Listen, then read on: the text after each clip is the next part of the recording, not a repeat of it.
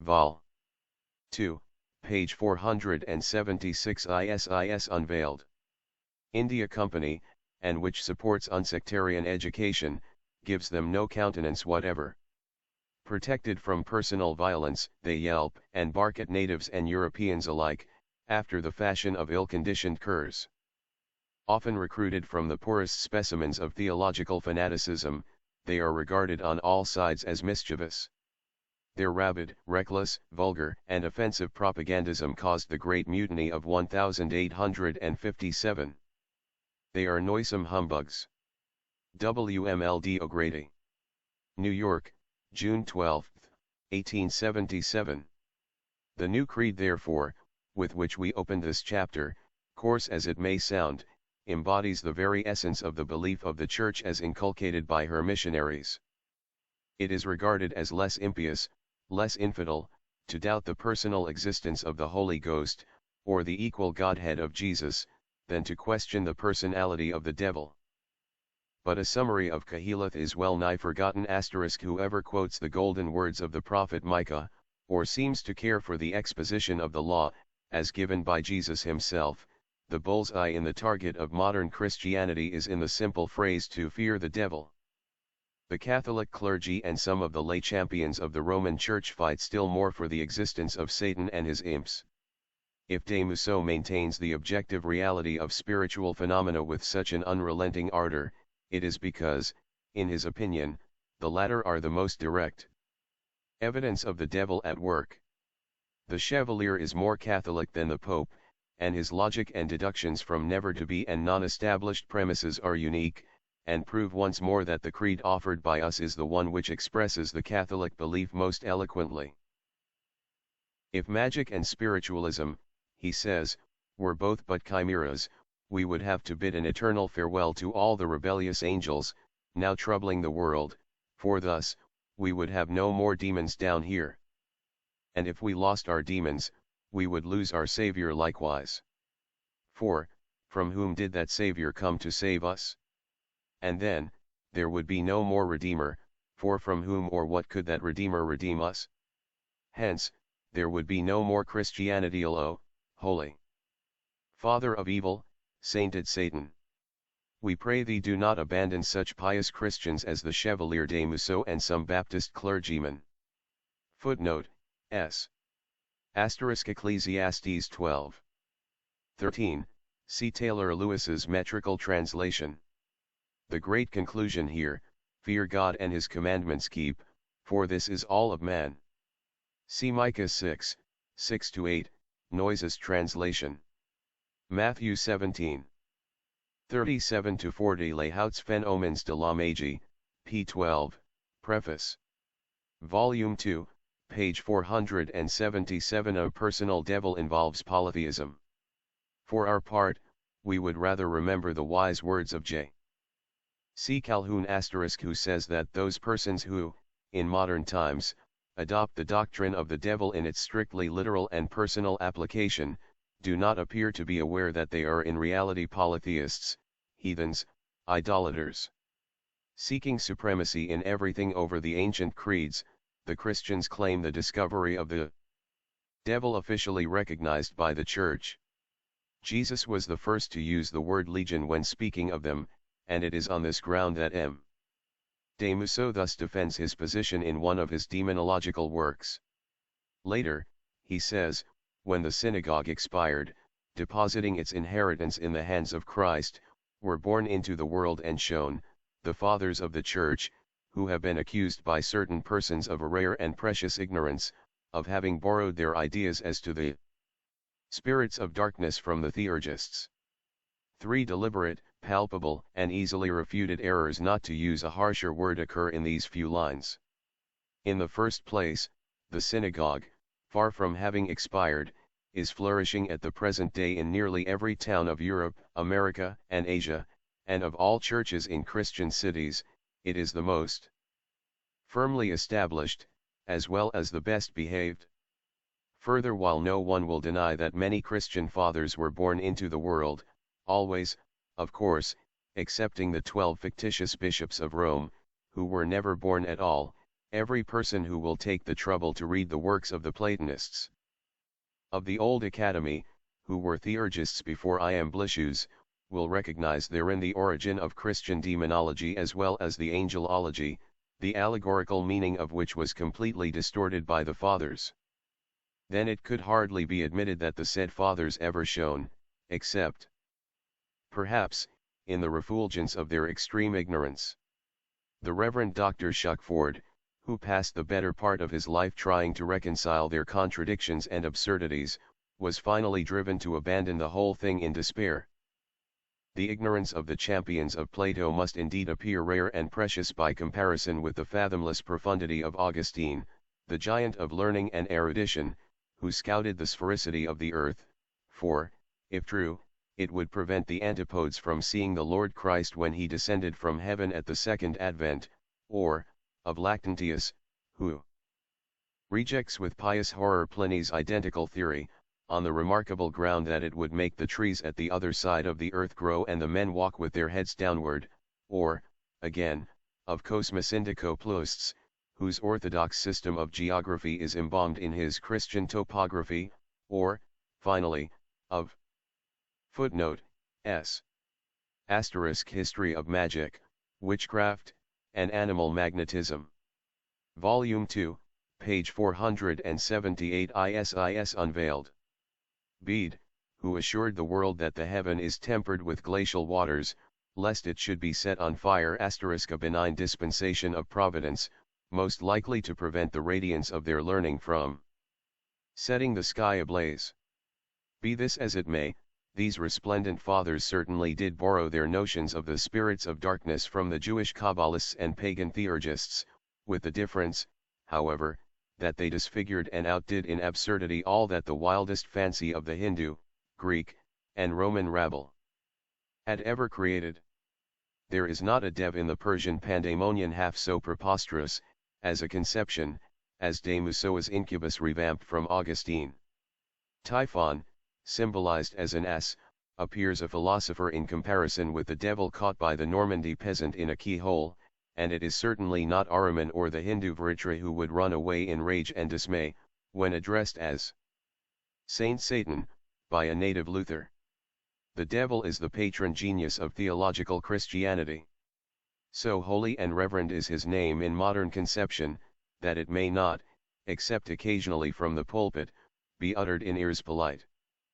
In like manner, anciently, it was not lawful to speak the sacred names or repeat the jargon of the mysteries, except in the sacred cloister.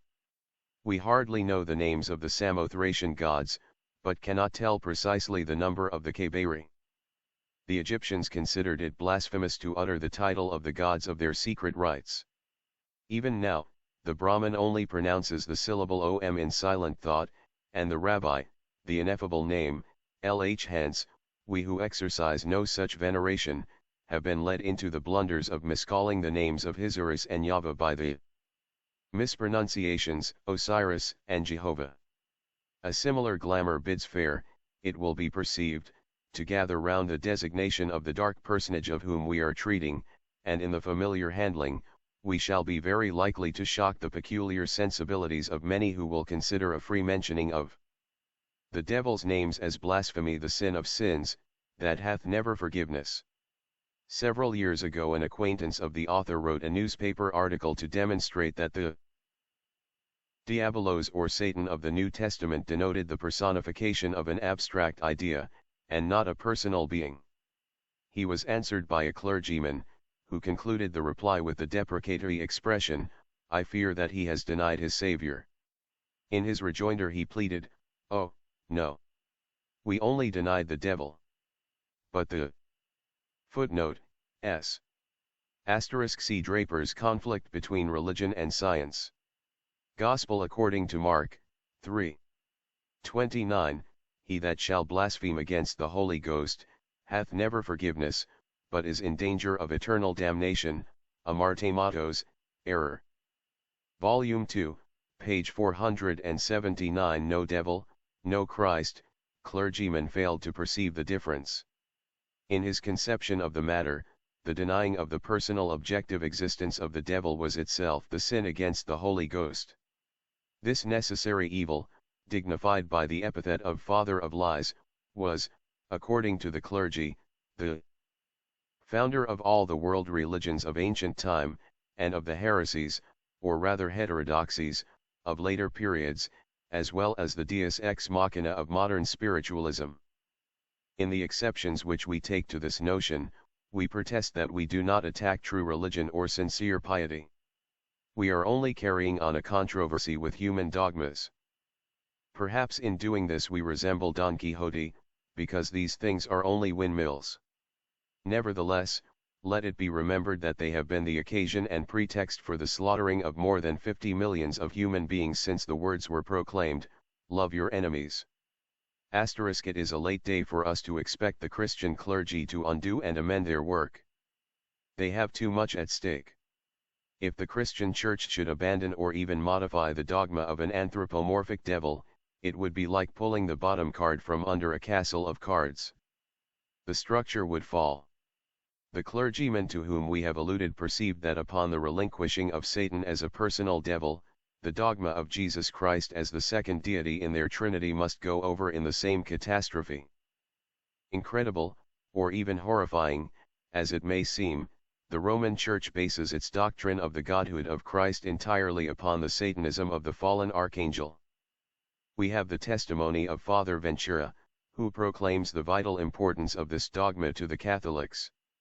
The Reverend Father Ventura, the illustrious ex-general of the Theatines, certifies that the Chevalier de Musso, by his treatise, Murs et pratiques des démons, has deserved well of mankind, and still more of the most holy Catholic and Apostolic Church. With this voucher, the noble Chevalier, it will be perceived, speaks as one having authority. He asserts explicitly, that to the devil and his angels we are absolutely indebted for our Savior, and that but for them we would have no Redeemer, no Christianity. Many zealous and earnest souls have revolted at the monstrous dogma of John Calvin, the Popekin of Geneva, that sin is the necessary cause of the greatest good. It was bolstered up, nevertheless, by logic. Like that of de Musso, and illustrated by the same dogmas. The execution of Jesus, the God-man, on the cross, was the most prodigious crime in the universe, yet it was necessary that mankind those predestinated to ever s.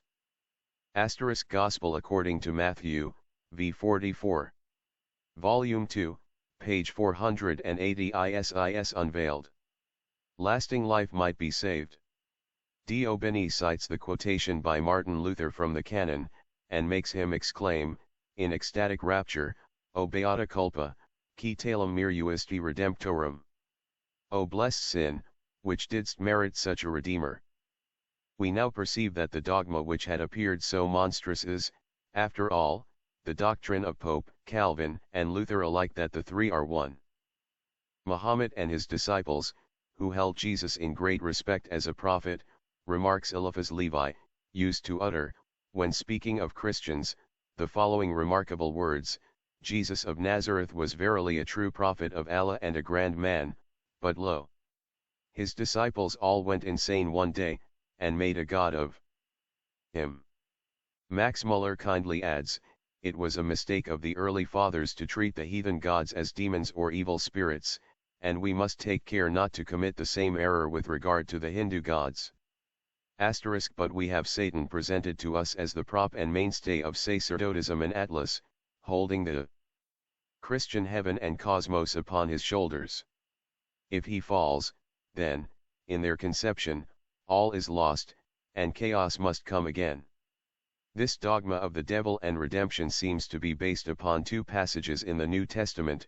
For this purpose the Son of God was manifested, that he might destroy the works of the devil.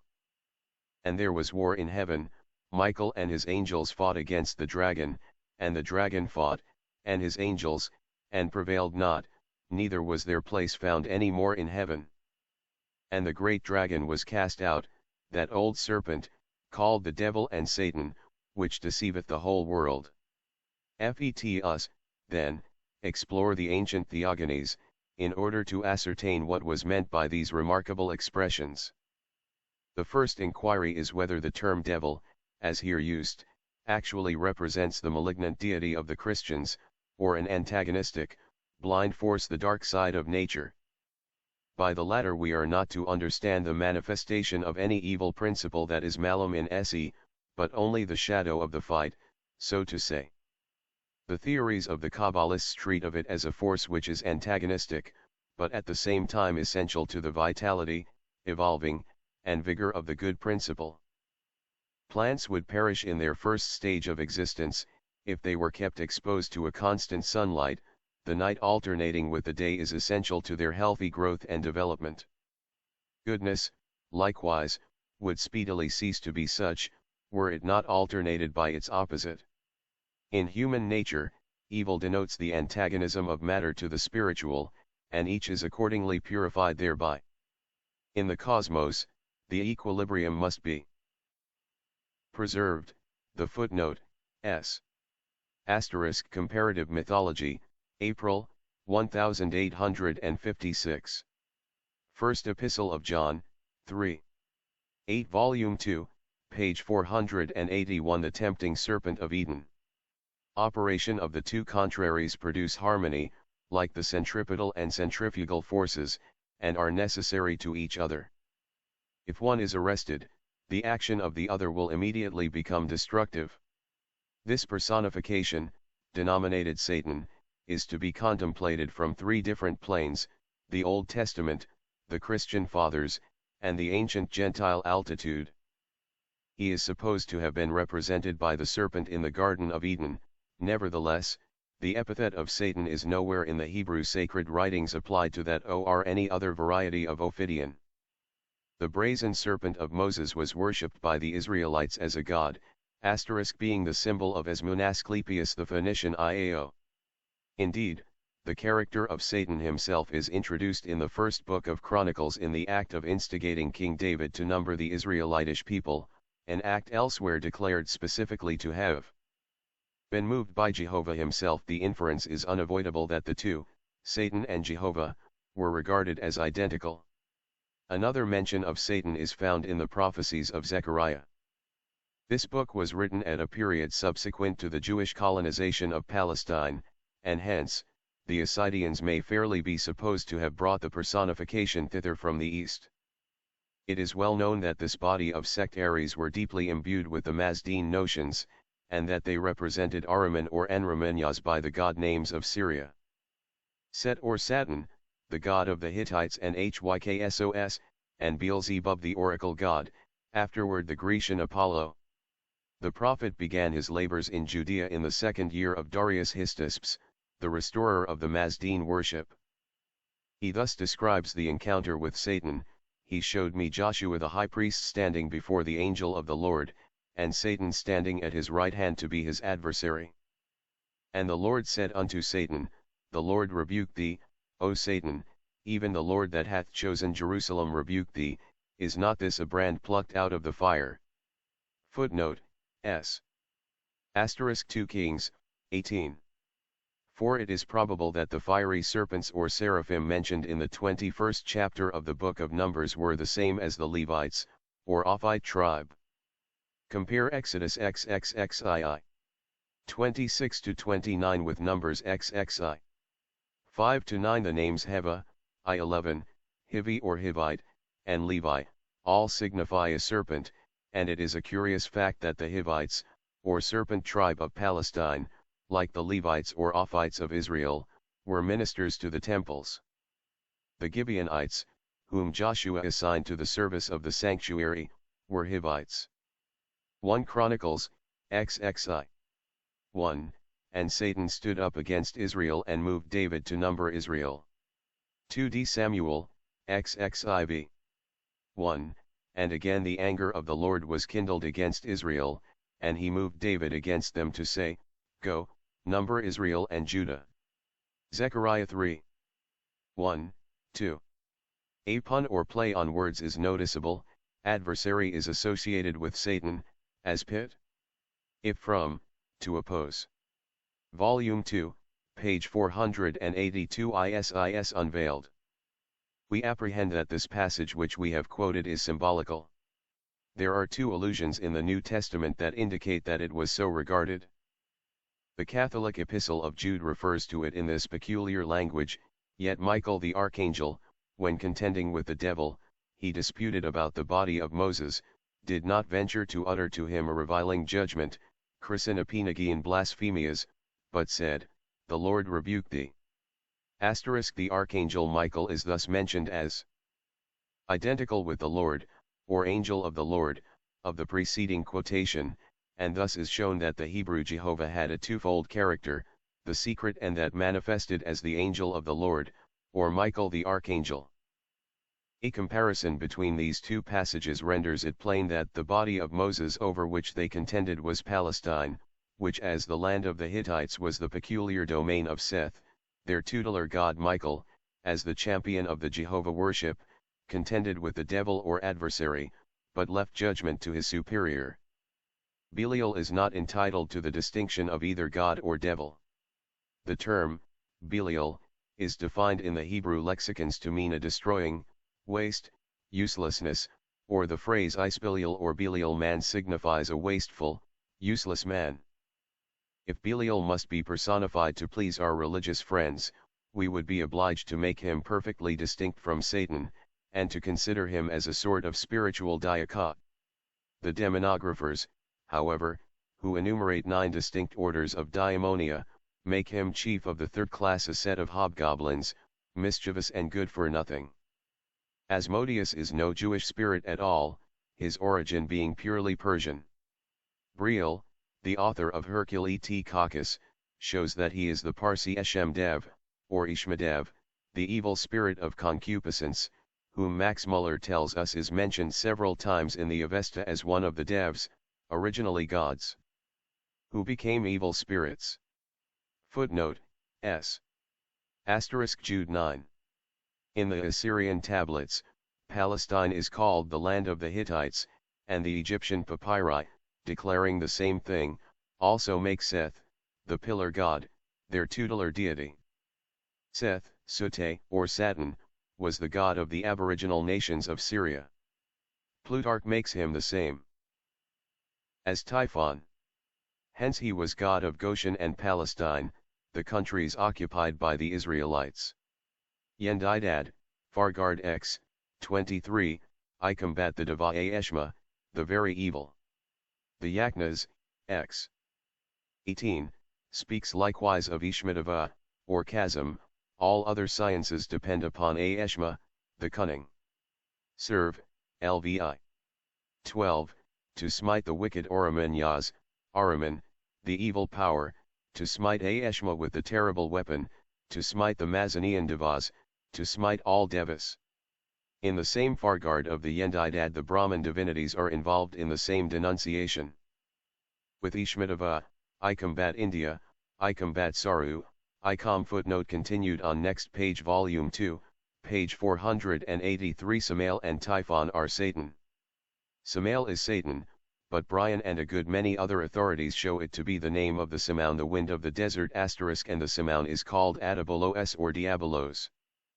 Plutarch remarks that by Typhon was understood anything violent, unruly, and disorderly. The overflowing of the Nile was called by the Egyptians Typhon.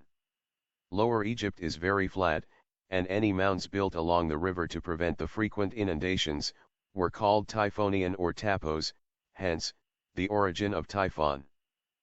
Plutarch, who was a rigid, orthodox Greek, and never known to much compliment the Egyptians, testifies in his Isis and Osiris, to the fact that, far from worshipping the devil, of which Christians accused them, they despised more than they dreaded Typhon.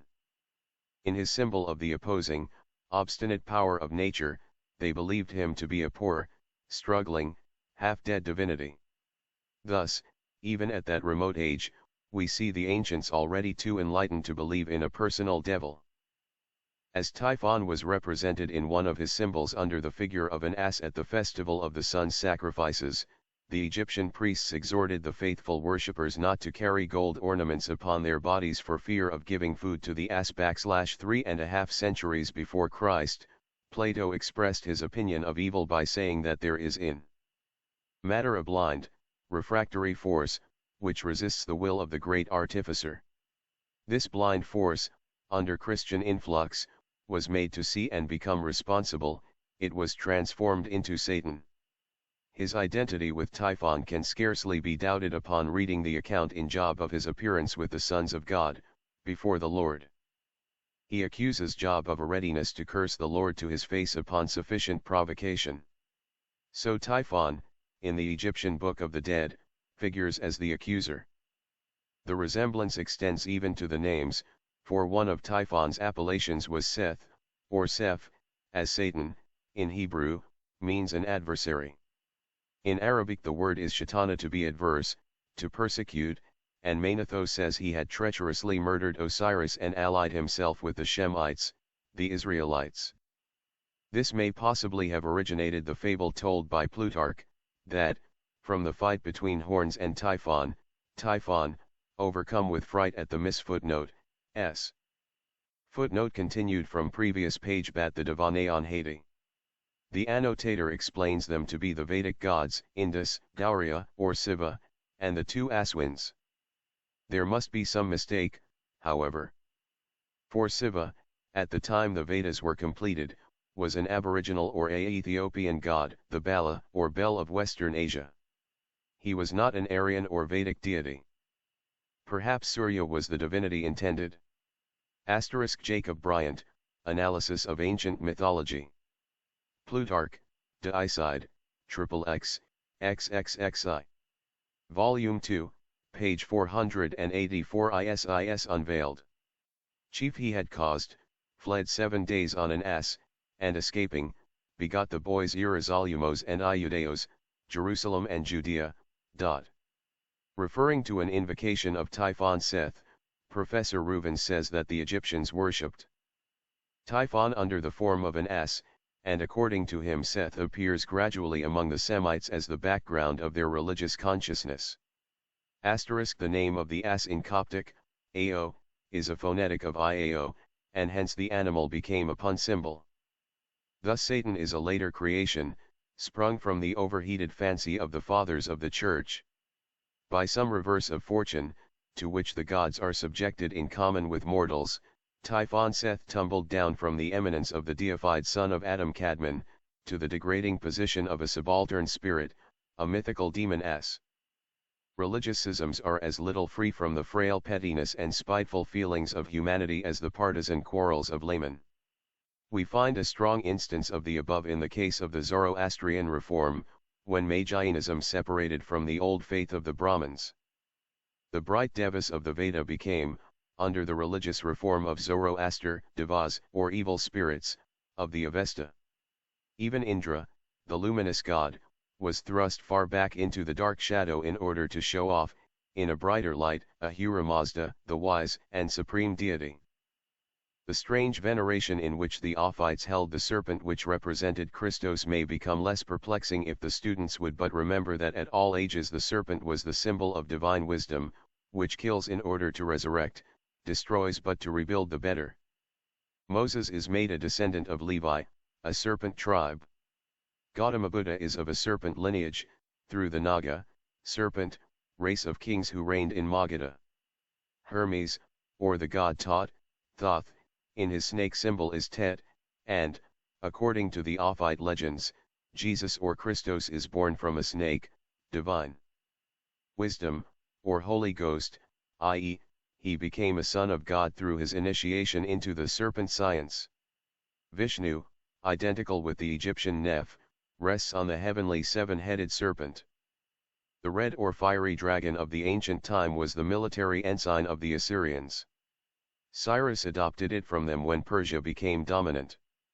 The Romans and Byzantines next assumed it, and so the great red dragon, from being the symbol of Babylon and Nineveh, became that of Rome. The temptation, or probation, of Jesus is, however, the most dramatic. Footnote, S. Wilkinson's Ancient Egyptians, p. 434.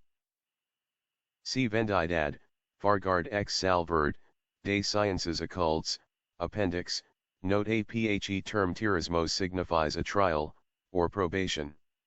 Volume 2, page 485. The temptations of Job and Jesus. Occasion in which Satan appears. As if to prove the designation of Apollo, Aesculapius, and Bacchus, Diabolos, or son of Zeus, he is also styled Diabolos, or accuser. The scene of the probation was the wilderness. In the desert about the Jordan and Dead Sea were the abodes of the sons of the prophets, and the Essenes *. These ascetics used to subject their neophytes to probations, analogous to the tortures of the Mithraic rites, and the temptation of Jesus was evidently a scene of this character. Hence, in the Gospel according to Luke, it is stated that the Diabolos, having completed the probation, left him for a specific time, akri, and Jesus returned in the power of the Spirit into Galilee. But the Diabolos, or devil, in this instance is evidently no malignant principle, but one exercising discipline. In this sense the terms devil and Satan are repeatedly employed. Thus, when Paul was liable to undue elation by reason of the abundance of revelations or apoptic disclosures, there was given him a thorn in the flesh, an angel of Satanas, to check him. The story of Satan in the book of Job is of a similar character. He is introduced among the sons of God, presenting themselves before the Lord, as in a mystic initiation. Micaiah the prophet describes a similar scene, where he saw the Lord sitting on his throne, and all the host of heaven standing by him, with whom he took counsel, which resulted in putting a lying spirit into the mouth of the prophets of Ahab. The Lord counsels with Satan, and gives him carte blanche to test the fidelity of Job. He is stripped of his wealth and family, and smitten with a loathsome disease. In his extremity, his wife doubts his integrity, and exhorts him to worship God, as he is about to die. His friends all beset him with accusations, and finally the Lord, the chief hierophant himself, taxes him with the uttering of words in which there is no wisdom, and with contending with the Almighty. To this rebuke Job yielded, making this appeal: I will demand of thee, and thou shalt declare unto me, wherefore do I abhor myself and mourn in dust and ashes? Immediately he was vindicated. The Lord said unto Eliphaz, Ye have not spoken of me the thing that is right, as my servant Job hath. His integrity had been asserted, and his prediction verified. I know that my champion liveth, and that he will stand up for me at a later time on the earth, and though after my skin my body itself be corroded away, yet even then without my flesh shall I see God. The pre-footnote, S. Asterisk 2 Samuel, 2. 5, 15, 6. 1-4 Pliny. See 1 Corinthians, v 5, 2 Corinthians, 11. 14, 1 Timothy, I 20. 2d Epistle of Paul to the Corinthians, 12. In Numbers XXII, 22 the angel of the Lord is described as acting the part of a Satan to Balaam. 1 Kings, XXII. 19-23 Volume 2, page 486 ISIS Unveiled. Diction was accomplished, I have heard of thee by the hearing of the ear, but now mine eye seeth thee. And the Lord turned the captivity of Job. In all these scenes there is manifested no such malignant diabolism as is supposed to characterize the adversary of souls. It is an opinion of certain writers of merit and learning, that the Satan of the book of Job is a Jewish myth, containing the Mazdeen doctrine of the evil principle. Dr. Hogg remarks that the Zoroastrian religion exhibits a close affinity, or rather identity with the Mosaic religion and Christianity, such as the personality and attributes of the devil, and the resurrection of the dead. The war of the apocalypse between Michael and the dragon, can be traced with equal facility to one of the oldest myths of the Aryans. In the Avesta we read of war between Thritahana and Azidahaka, the destroying serpent. Bernouth has endeavored to show that the Yedic myth of Ahi, or the serpent, fighting against the gods, has been gradually euhemerized into the battle of a pious man against the power of evil, in the Mazdeen religion. By these interpretations Satan would be made identical with Zohak or Azidahaka, who is a three-headed serpent, with one of the heads a human. One Beelzebub is generally distinguished from Satan. He seems, in the apocryphal New Testament, to be regarded as the potentate of the underworld. The name is usually rendered Baal of the Plies, which may be a designation of the scarabaei or sacred beetles. More correctly it shall be read, as it is always given in the Greek text of the Gospels, Beelzebul, or Lord of the Household, as is indeed intimated in Matthew. Footnote S. Asterisk Hog, Essays on the Sacred Language, Writings, and Religion of the Parsis. The Avesta describes the serpent Dahaka, as of the region of Bori or Babylonia. In the Median history are two kings of the name Diox or Dahaka, and Astyages or Az Dahaka. There were children of Zohak seated on various eastern thrones, after Faradun. It is apparent, therefore, that by Zohak is meant the Assyrian dynasty, whose symbol was the purpureum signum draconis, the purple sign of the dragon. From a very remote antiquity, Genesis 14, this dynasty ruled Asia, Armenia, Syria, Arabia, Babylonia, Media, Persia, Bactria, and Afghanistan. It was finally overthrown by Cyrus and Darius Hystaspes, after 1,000 years' rule. Yuma and three Ta'ana, or Jemshid, and Faradun, are doubtless personifications. Zohak probably imposed the Assyrian or Magian worship of fire upon the Persians. Darius was the vicegerent of Ahura Mazda.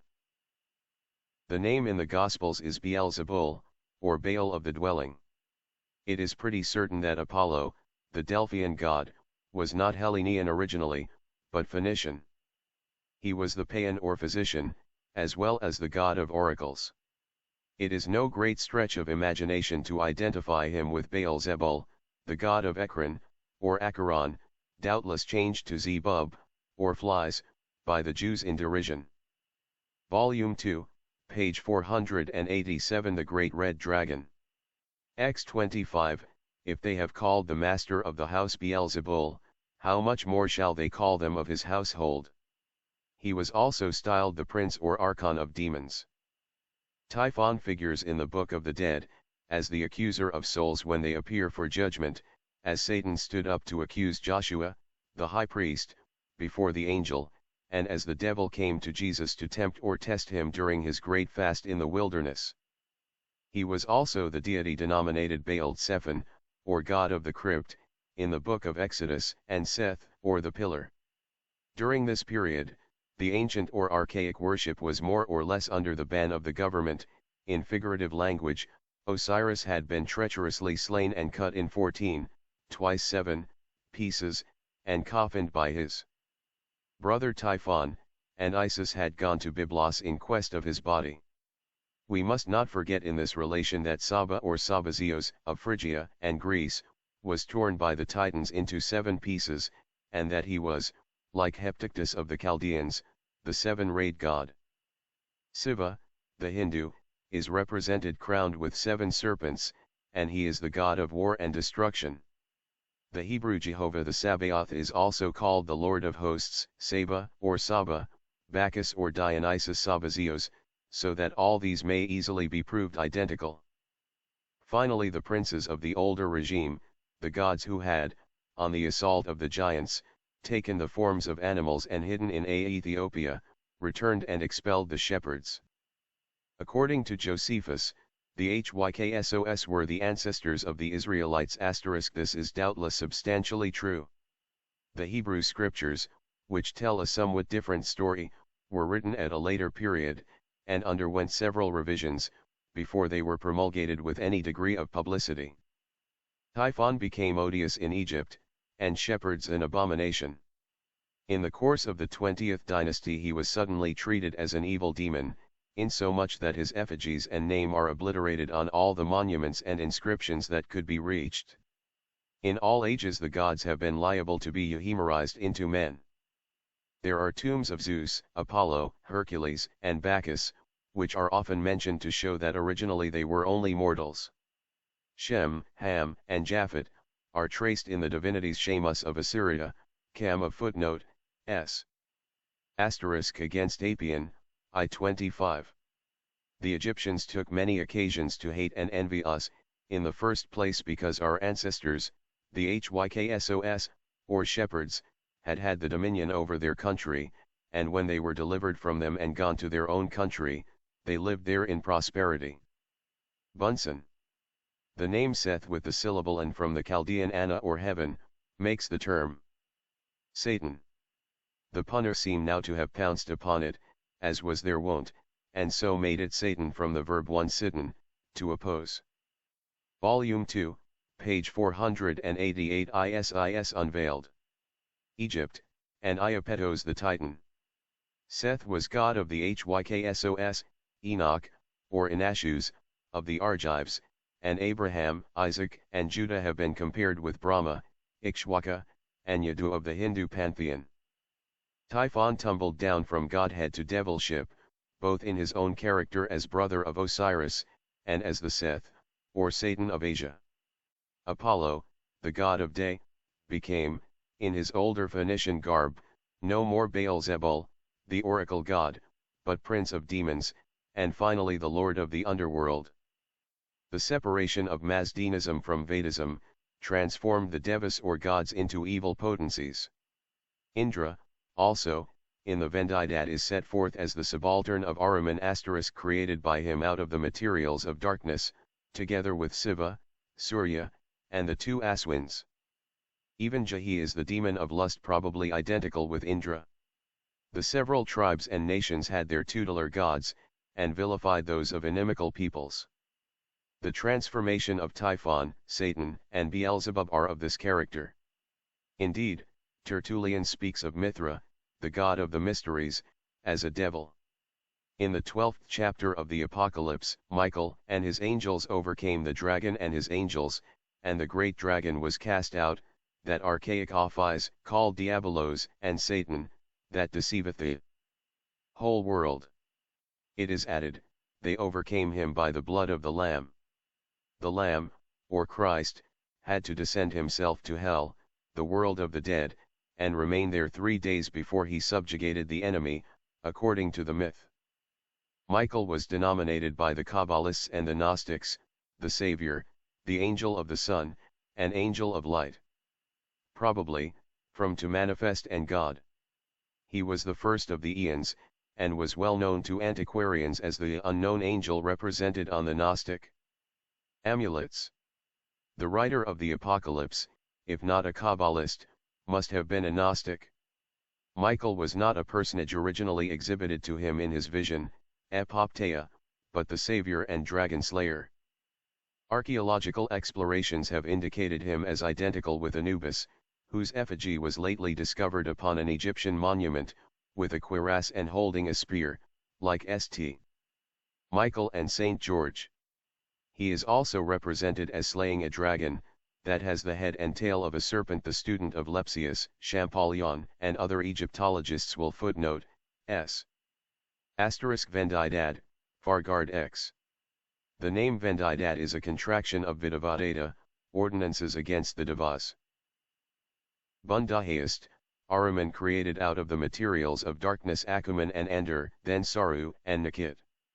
See Lenore's Du Dragon de Metz, in Memoirs de l'Académie Celtique, I, 11, 12. Volume 2, page 489. A necessary and long-deferred explanation. Quickly recognize Isis as the woman with child, clothed with the sun and with the moon under her feet, whom the great fiery dragon persecuted, and to whom were given 2 wings of the great eagle that she might fly into the wilderness. Typhon was red-skinned *. The 2 brothers, the good and evil principles, appear in the myths of the Bible as well as those of the Gentiles, and Cain and Abel, Typhon and Osiris, Esau and Jacob, Apollo and Python, etc. Esau, or Osu, is represented, when born, as red all over like an hairy garment. He is the Typhon or Satan, opposing his brother. From the remotest antiquity the serpent was held by every people in the greatest veneration, as the embodiment of divine wisdom and the symbol of spirit, and we know from Sanconiathon that it was Hermes or Thoth who was the first to regard the serpent as the most spirit-like of all the reptiles, and the Gnostic serpent with the 7 vowels over the head is but the copy of Ananta, the 7-headed serpent on which rests the god Vishnu. We have experienced no little surprise to find upon reading the latest European treatises upon serpent worship, that the writers confess that the public is still almost in the dark as to the origin of the superstition in question.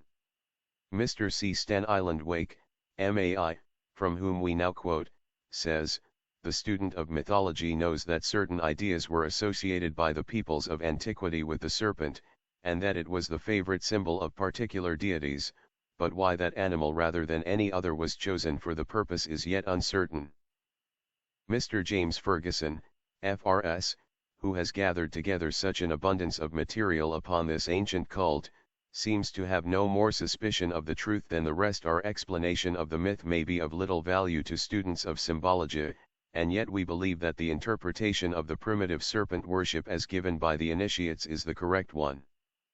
In Volume I, p. 10, we quote from the Serpent Mantra, in the Itara Brahmana, a passage which speaks of the earth as the Sarparajni, the queen of the serpents, and the mother of all that moves. These expressions refer to the fact that before our globe had become egg-shaped or round, it was a long trail of cosmic dust or fire mist, moving and writhing like a serpent. This, say the explanations, was the Spirit of God moving on the chaos until its breath had incubated cosmic matter and made it assume the annular shape of a serpent with its tail in its mouth, emblem of eternity. Footnote S. Asterisk Plutarch, Isis and Osiris. The Origin of Serpent Worship, by C. Stan Island Wake, MAI. New York, J. W. Boughton, 1877. Tree and Serpent Worship, etc. Volume 2, page 490. ISIS Unveiled. In its spiritual and of our world in its physical sense. According to the notions of the oldest philosophers, as we have shown in the preceding chapter, the earth, serpent-like, casts off its skin and appears after every minor pralaya in a rejuvenated state, and after the great pralaya resurrects or evolves again from its subjective into objective existence. Like the serpent, it not only puts off its old age, says Sankoniathon, but increases in size and strength. This is why not only Serapis, and later, Jesus, were represented by a great serpent, but even why, in our own century, big snakes are kept with sacred care in Muslim mosques, for instance, in that of Cairo. In Upper Egypt a famous saint is said to appear under the form of a large serpent, and in India in some children's cradles a pair of serpents, male and female, are reared with the infant, and snakes are often kept in houses, as they are thought to bring a magnetic aura of wisdom, health, and good luck. They are the progeny of Sarparajni, the earth, and endowed with all her virtues. In the Hindu mythology Vasakya, the great dragon, pours forth upon Durga, from his mouth, a poisonous fluid which overspreads the ground, but her consort Siva caused the earth to open her mouth and swallow it. Thus the mystic drama of the celestial virgin pursued by the dragon seeking to devour her child, was not only depicted in the constellations of heaven, as has been mentioned, but was represented in the secret worship of the temples. It was the mystery of the god soul, and inscribed on a black image of Isis *. The divine boy was chased by the cruel Typhon. In an Egyptian legend the dragon is said to pursue Thwesis, Isis, while she is endeavoring to protect her son. Ovid describes Dione, the consort of the original Pelasgian Zeus, and mother of Venus, as flying from Typhon to the Euphrates, thus identifying the myth as belonging to all the countries where the mysteries were celebrated. Virgil sings the victory, "Hail, dear child of gods, great son of Jove. Receive the honors great, the time is at hand, the serpent will die." Albertus Magnus, himself an alchemist and student of occult science, as well as a bishop of the Roman Catholic Church, in his enthusiasm for astrology, declared that the zodiacal sign of the Celestial Virgin rises above the horizon on the 25th of December, at the moment assigned by the Church for the birth of the Savior. Footnote S. Godfrey Higgins, Anacalypsis, Dupuy, Origins des Cultes, 3, 51. Martianus Capella, Hymn to the Sun, I. 2, Movers, Phoenicia, 266. Plutarch, Isis and Osiris. Ijgil, Eclogues, 4. Ovid, Fasti, 2, 451. Noring, Terra et Kylum, 53. Volume 2, page 491. The Mysteries of Demeter and Mithras. The sign and myth of the mother and child were known thousands of years before the Christian era. The drama of the Mysteries of Demeter represents Persephonia, her daughter, as carried away by Pluto or Hades into the world of the dead, and when the mother finally discovers her there, she has been installed as queen of the realm of darkness. This myth was transcribed by the Church into the legend of Saint Anna * going in quest of her daughter Mary, who has been conveyed by Joseph into Egypt. Persephone is depicted with 2 ears of wheat in her hand, so is Mary in the old pictures, so was the celestial virgin of the constellation.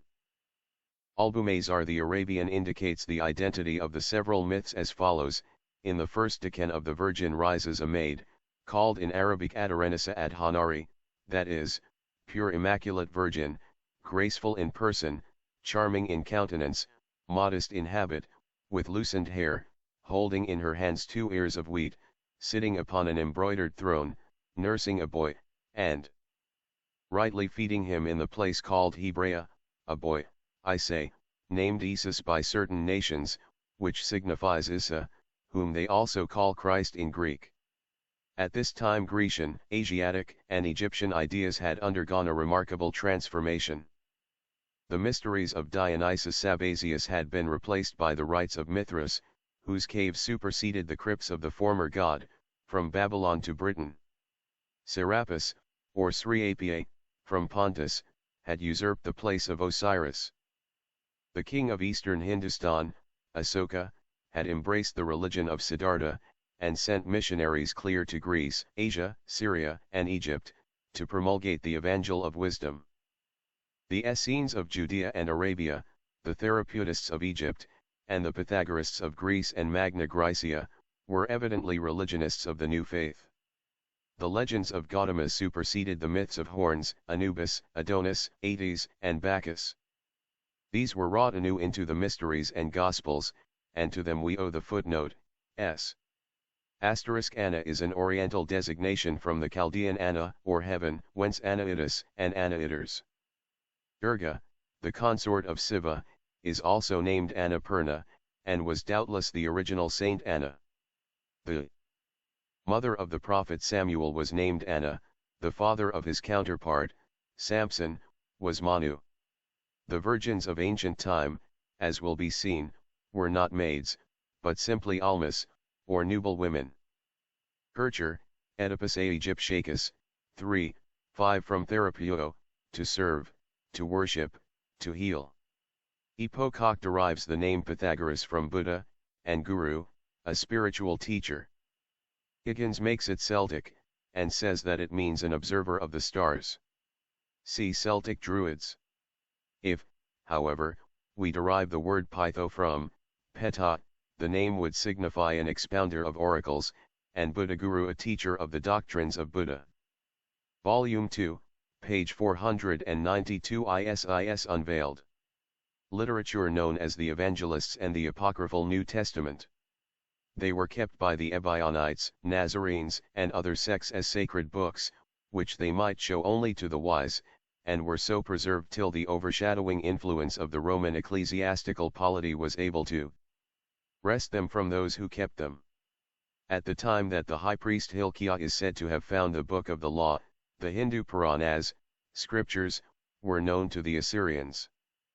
These last had for many centuries held dominion from the Hellespont to the Indus, and probably crowded the Aryans out of Bactriana into the Punjab. The Book of the Law seems to have been a Purana. The learned Brahmins, says Sir William Jones, pretend that 5 conditions are requisite to constitute a real Purana: 1 to treat of the creation of matter in general, 2 to treat of the creation or production of secondary material and spiritual beings, 3 to give a chronological abridgment of the great periods of time, 4 to give a genealogical abridgment of the principal families that reigned over the country. 5. Lastly, to give the history of some great man in particular. It is pretty certain that whoever wrote the Pentateuch had this plan before him, as well as those who wrote the New Testament had become thoroughly well acquainted with Buddhistic ritualistic worship. Legends and doctrines, through the Buddhist missionaries who were many in those days in Palestine and Greece. But no devil, no Christ. This is the basic dogma of the Church. We must hunt the two together. There is a mysterious connection between the two, more close than perhaps is suspected, amounting to identity. If we collect together the mythical sons of God, all of whom were regarded as first begotten, they will be found dovetailing together and blending in this dual character. Adam Kadmon bifurcates from the spiritual conceptive wisdom into the creative one, which evolves matter. The Adam made from dust is both son of God and Satan, and the latter is also a son of God ** according to Job. Hercules was likewise the first begotten. He is also Baal, and Baal, and therefore Siva, the destroyer. Bacchus was styled by Euripides, Bacchus, the son of God. As a child, Bacchus, like the Jesus of the apocryphal Gospels, was greatly dreaded. He is described as benevolent to mankind, nevertheless he was merciless in punishing whomever failed of respect to his worship. Pentheus, the son of Cad *s*, in the secret museum of Naples, there is a marble bas-relief representing the fall of man, in which God the Father plays the part of the beguiling serpent. Volume 2, page 493. Job explained by the Book of the Dead Muse and Hermione, was, like the son of Rabbi Hanan, destroyed for his want of piety. The allegory of Job, which has been already cited, if correctly understood, will give the key to this whole matter of the devil, his nature and office, and will substantiate our declarations. Let no pious individual take exception to this designation of allegory. Myth was the favorite and universal method of teaching in archaic times. Paul, writing to the Corinthians, declared that the entire story of Moses and the Israelites was typical, *, and in his epistle to the Galatians, asserted that the whole story of Abraham, his 2 wives, and their sons was an allegory. Indeed, it is a theory amounting to certitude, that the historical books of the Old Testament were of the same character. We take no extraordinary liberty with the book of Job when we give it the same designation which Paul gave the stories of Abraham and Moses. But we ought, perhaps, to explain the ancient use of allegory and symbology. The truth in the former was left to be deduced, the symbol expressed some abstract quality of the deity, which the laity could easily apprehend. Its higher sense terminated there, and it was employed by the multitude thenceforth as an image to be employed in idolatrous rites. But the allegory was reserved for the inner sanctuary, when only the elect were admitted. Hence the rejoinder of Jesus when his disciples interrogated him because he spoke to the multitude in parables. To you, said he, it is given to know the mysteries of the kingdom of heaven, but to them it is not given. For whosoever hath, to him shall be given, and he shall have more abundance, but whosoever hath not, from him shall be taken away even that he hath. In the minor mysteries a sow was washed to typify the purification of the neophyte, as her return to the mire indicated the superficial nature of the work that had been accomplished. The mythos is the undisclosed thought of the soul. The characteristic trait of the myth is to convert reflection into history, a historical form. As in the epos, so in the myth, the historical element predominates. Facts, external events, often constitute the basis of the myth, and with these, religious ideas are interwoven.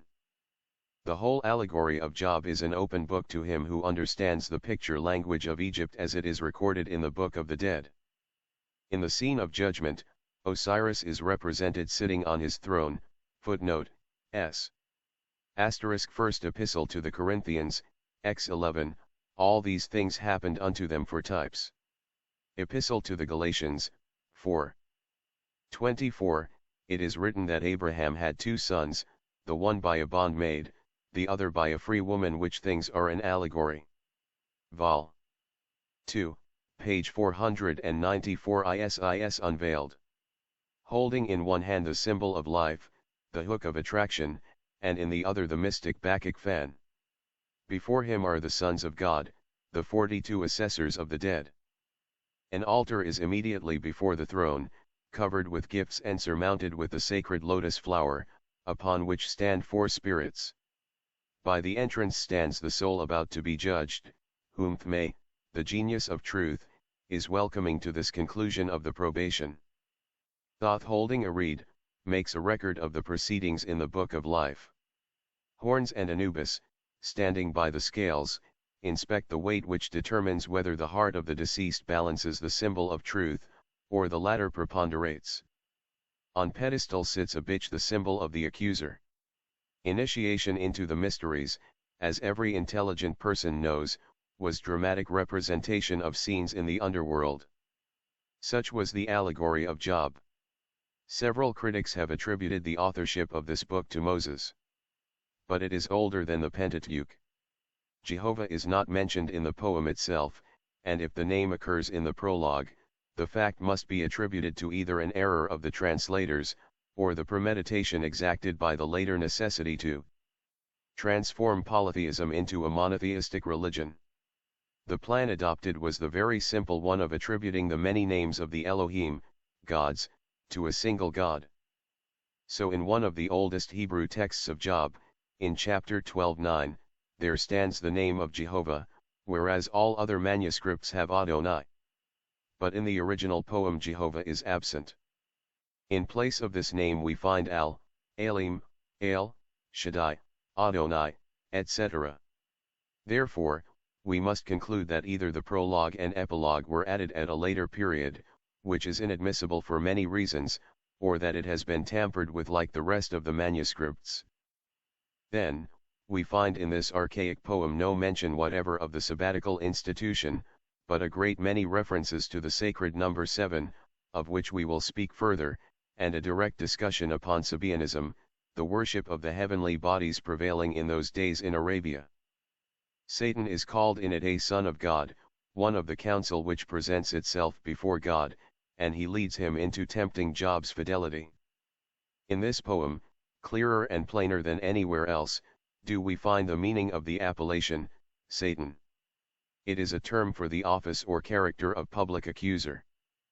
Satan is the Typhon of the Egyptians, barking his accusations in Amenthai, an office quite as respectable as that of the public prosecutor, in our own age, and if, through the ignorance of the first Christians, he became later identical with the devil, it is through no connivance of his own. The Book of Job is a complete representation of ancient initiation, and the trials which generally precede this grandest of all ceremonies. Volume 2, page 495. Perversions of the text and interpolations. The neophyte perceives himself deprived of everything he valued, and afflicted with foul disease. His wife appeals to him to adore God and die, there was no more hope for him. 3 friends appear on the scene by mutual appointment: Eliphaz, the learned Temanite, full of the knowledge which wise men have told from their fathers, to whom alone the earth was given; Bildad, the conservative, taking matters as they come, and judging Job to have done wickedly, because he was afflicted; and Zophar, intelligent and skillful with generalities but not interiorly wise. Job boldly responds, "If I have erred, it is a matter with myself. You magnify yourselves and plead against me in my reproach, but it is God who has overthrown me. Why do you persecute me and are not satisfied with my flesh thus wasted away? But I know that my champion lives, and that at a coming day he will stand for me in the earth, and though, together with my skin, all this beneath it shall be destroyed, yet without my flesh I shall see God. Ye shall say, why do we molest him, for the root of the matter is found in me." This passage, like all others in which the faintest allusions could be found to a champion, deliverer, or vindicator, was interpreted into a direct reference to the Messiah, but apart from the fact that in the Septuagint this verse is translated, "For I know that he is eternal who is about to deliver me on earth, to restore this skin of mine which endures these things," etc. In King James's version, as it stands translated, it has no resemblance whatever to the original *. The crafty translators have rendered it, I know that my Redeemer liveth, etc. And yet Septuagint, Vulgate, and Hebrew original, have all to be considered as an inspired word of God. Job refers to his own immortal spirit which is eternal, and which, when death comes, will deliver him from his putrid earthly body and clothe him with a new spiritual envelope. In the mysteries of Eleusiniah, in the Egyptian Book of the Dead, and all other works treating on matters of initiation, this eternal being has a name. With the Neoplatonists it was the Nous, the Agoides, with the Buddhists it is Agra, and with the Persians, Farewere. All of these are called the deliverers, the champions, the Metatrons, etc. In the Mithraic sculptures of Persia, the Farewere is represented by a winged figure hovering in the air above its object or body. It is the luminous self, the Atman of footnote, s. See Job, by various translators, and compare the different texts. See Kerr Porter's Persia, Vol. I, Plate 17, 41. Volume 2, page 496 ISIS Unveiled. The Hindus, our immortal spirit, who alone can redeem our soul, and will, if we follow him instead of being dragged down by our body. Therefore, in the Chaldean texts, the above reads, my deliverer, my restorer, i.e., the spirit who will restore the decayed body of man, and transform it into a clothing of ether. And it is this Nous, Agoides, Farewere, Agra, spirit of himself, that the triumphant Job shall see without his flesh, i.e., when he has escaped from his bodily prison, and that the translators call God. Not only is there not the slightest allusion in the poem of Job to Christ, but it is now well proved that all those versions by different translators, which agree with that of King James, were written on the authority of Jerome, who has taken strange liberties in his Vulgate. He was the first to cram into the text this verse of his own fabrication, I know that my Redeemer lives, and at the last day I shall arise from the earth, and again shall be surrounded with my skin, and in my flesh I shall see my God. All of which might have been a good reason for himself to believe in it since he knew it, but for others who did not, and who moreover found in the text a quite different idea, it only proves that Jerome had decided, by one more interpolation, to enforce the dogma of a resurrection at the last day, and in the identical skin and bones which we had used on earth. This is an agreeable prospect of restoration indeed. Why not the linen also, in which the body happens to die? And how could the author of the book of Job know anything of the New Testament, when evidently he was utterly ignorant even of the Old one? There is a total absence of allusion to any of the patriarchs.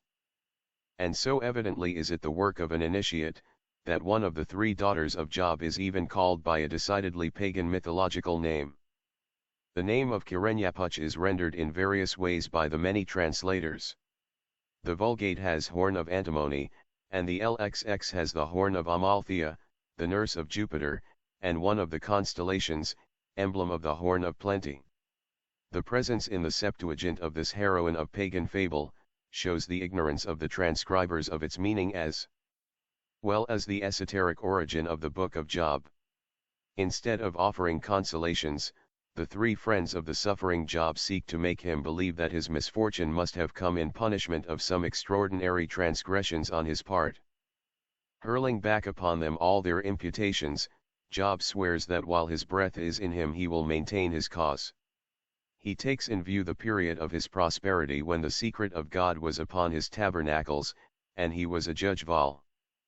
2, page 497. Job, a symbolical poem upon initiation.